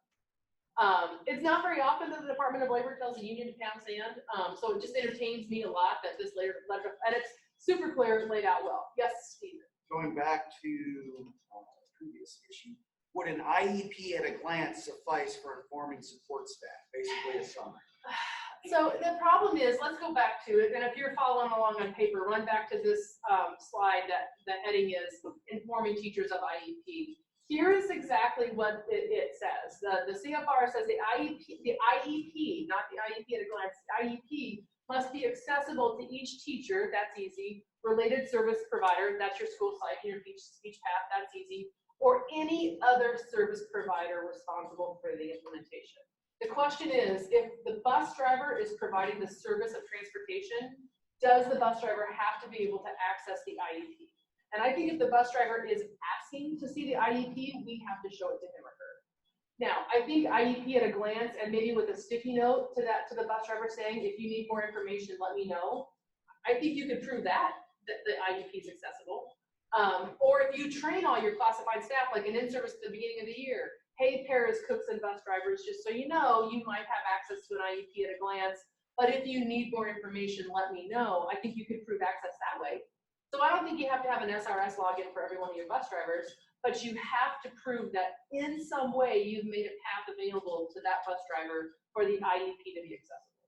Anybody want to chime in? Bobby, I see you rocking and nodding. Jordan and I did an You gotta in-service stand up because earlier. they can't see you. Jordan and I did an in-service together earlier this year. The question was, so we have to give SRS access to every staff member? And I think the answer to that is no. No.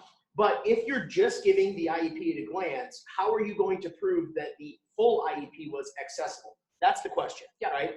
Do we have to print a paper copy and give everybody the stack? No, I think the answer is pretty clear. Do we have to make sure that anybody who could implement that IEP and is a service provider has access to it? Yes. How do we prove that? Up to you. A million ways to do it, right? Giving them login access to SRS is not one of those you have to do. It could be as simple as a checkbox. You could do the IEP at a glance, and the cover email could be, any of you that want to see this kid's IEP, just let me know. If you're old like me, remember the old days when we had all of the special ed files in a paper cabinet and like a key, and you had I remember I had a login sheet that you had to sign on the front of the folder saying that you looked at it. You could go old school and say, everybody has to sign this, showing that they had the ability to access it. That was the second question. If we have to give them access, we have to make sure they read it. No. And strange as this sounds, right? The reg says access. Yeah. How many bus drivers are going to want to come in and sit down and read every IEP? Probably a goose egg, right? But understand the difference between what the legal standard is and what you could do and how you could document it. SRS has made life easier, but don't forget that SRS is not the only way. And if you're in Millard and Lincoln, I think, are the two schools that aren't using SRS right now. If you're using some other format, an online system, a cloud-based system, is not the only way to prove access, but it's one way. I will print you a copy, can be sufficient. Yeah, absolutely. Say that makes it accessible. Okay, clicking along. Anything else? Any follow-up on that? Let me know. 7 minutes. Okay, I'm good. So letter to anonymous. This is just, it's negotiation season. If you are not a superintendent or a board member, you may be blessedly unaware of that. If teachers want to collectively bargain to set maximum caseloads, that is not a mandatory subject of bargaining in Nebraska, and I would absolutely, positively never, ever give into that, put that into a collective bargaining agreement. But in this case, and I think this was a California school, the collective bargaining agreement had set the maximum caseloads for speech pathologists.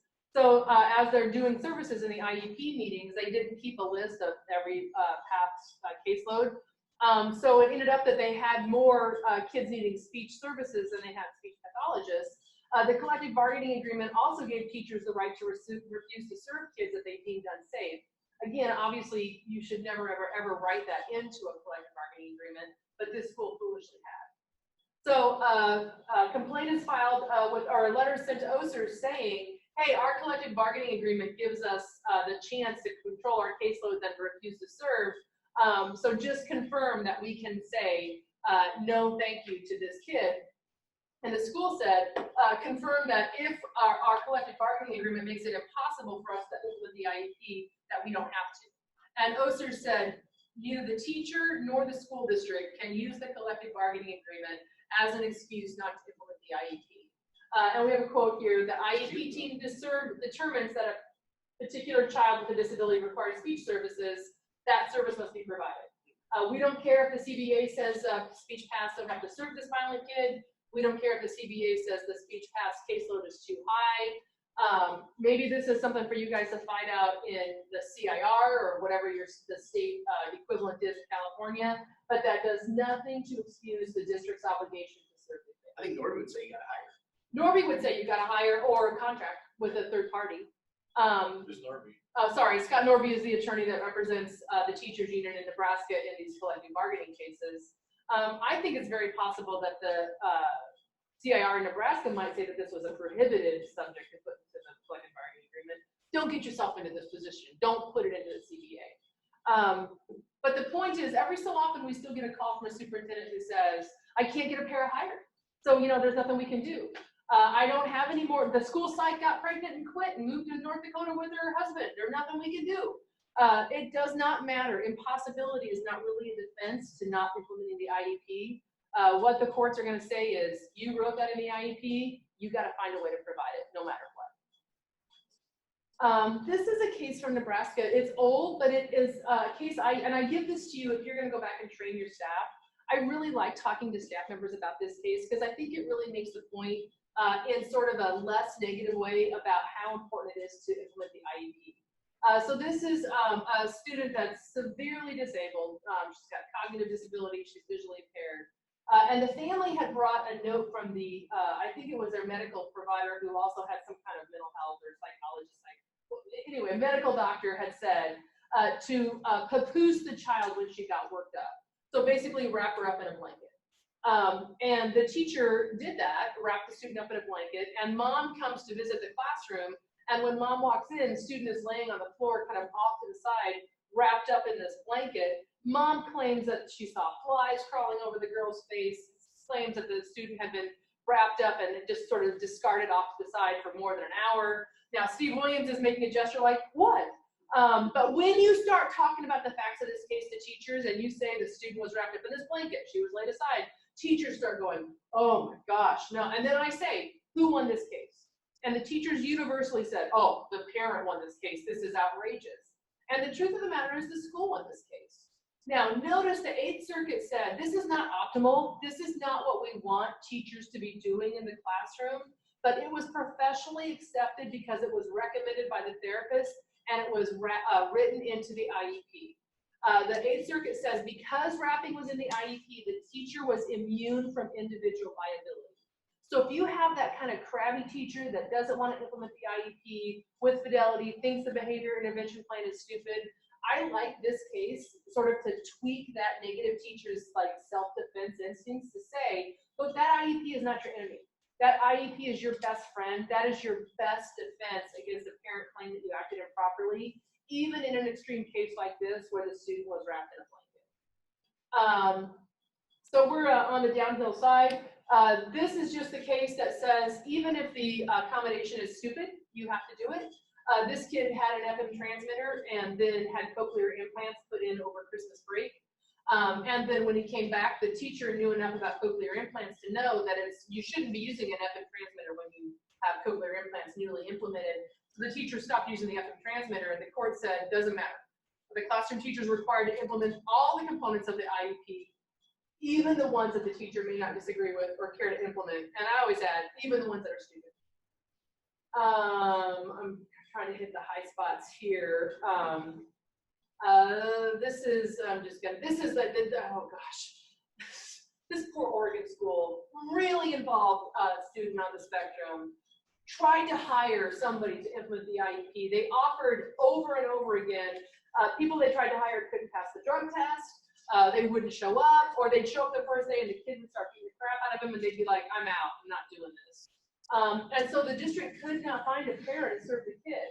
On the other hand, the behavior specialist, the kid never came to school. So the behavior specialist is like, you know what? I don't even care that you're paying me not to work.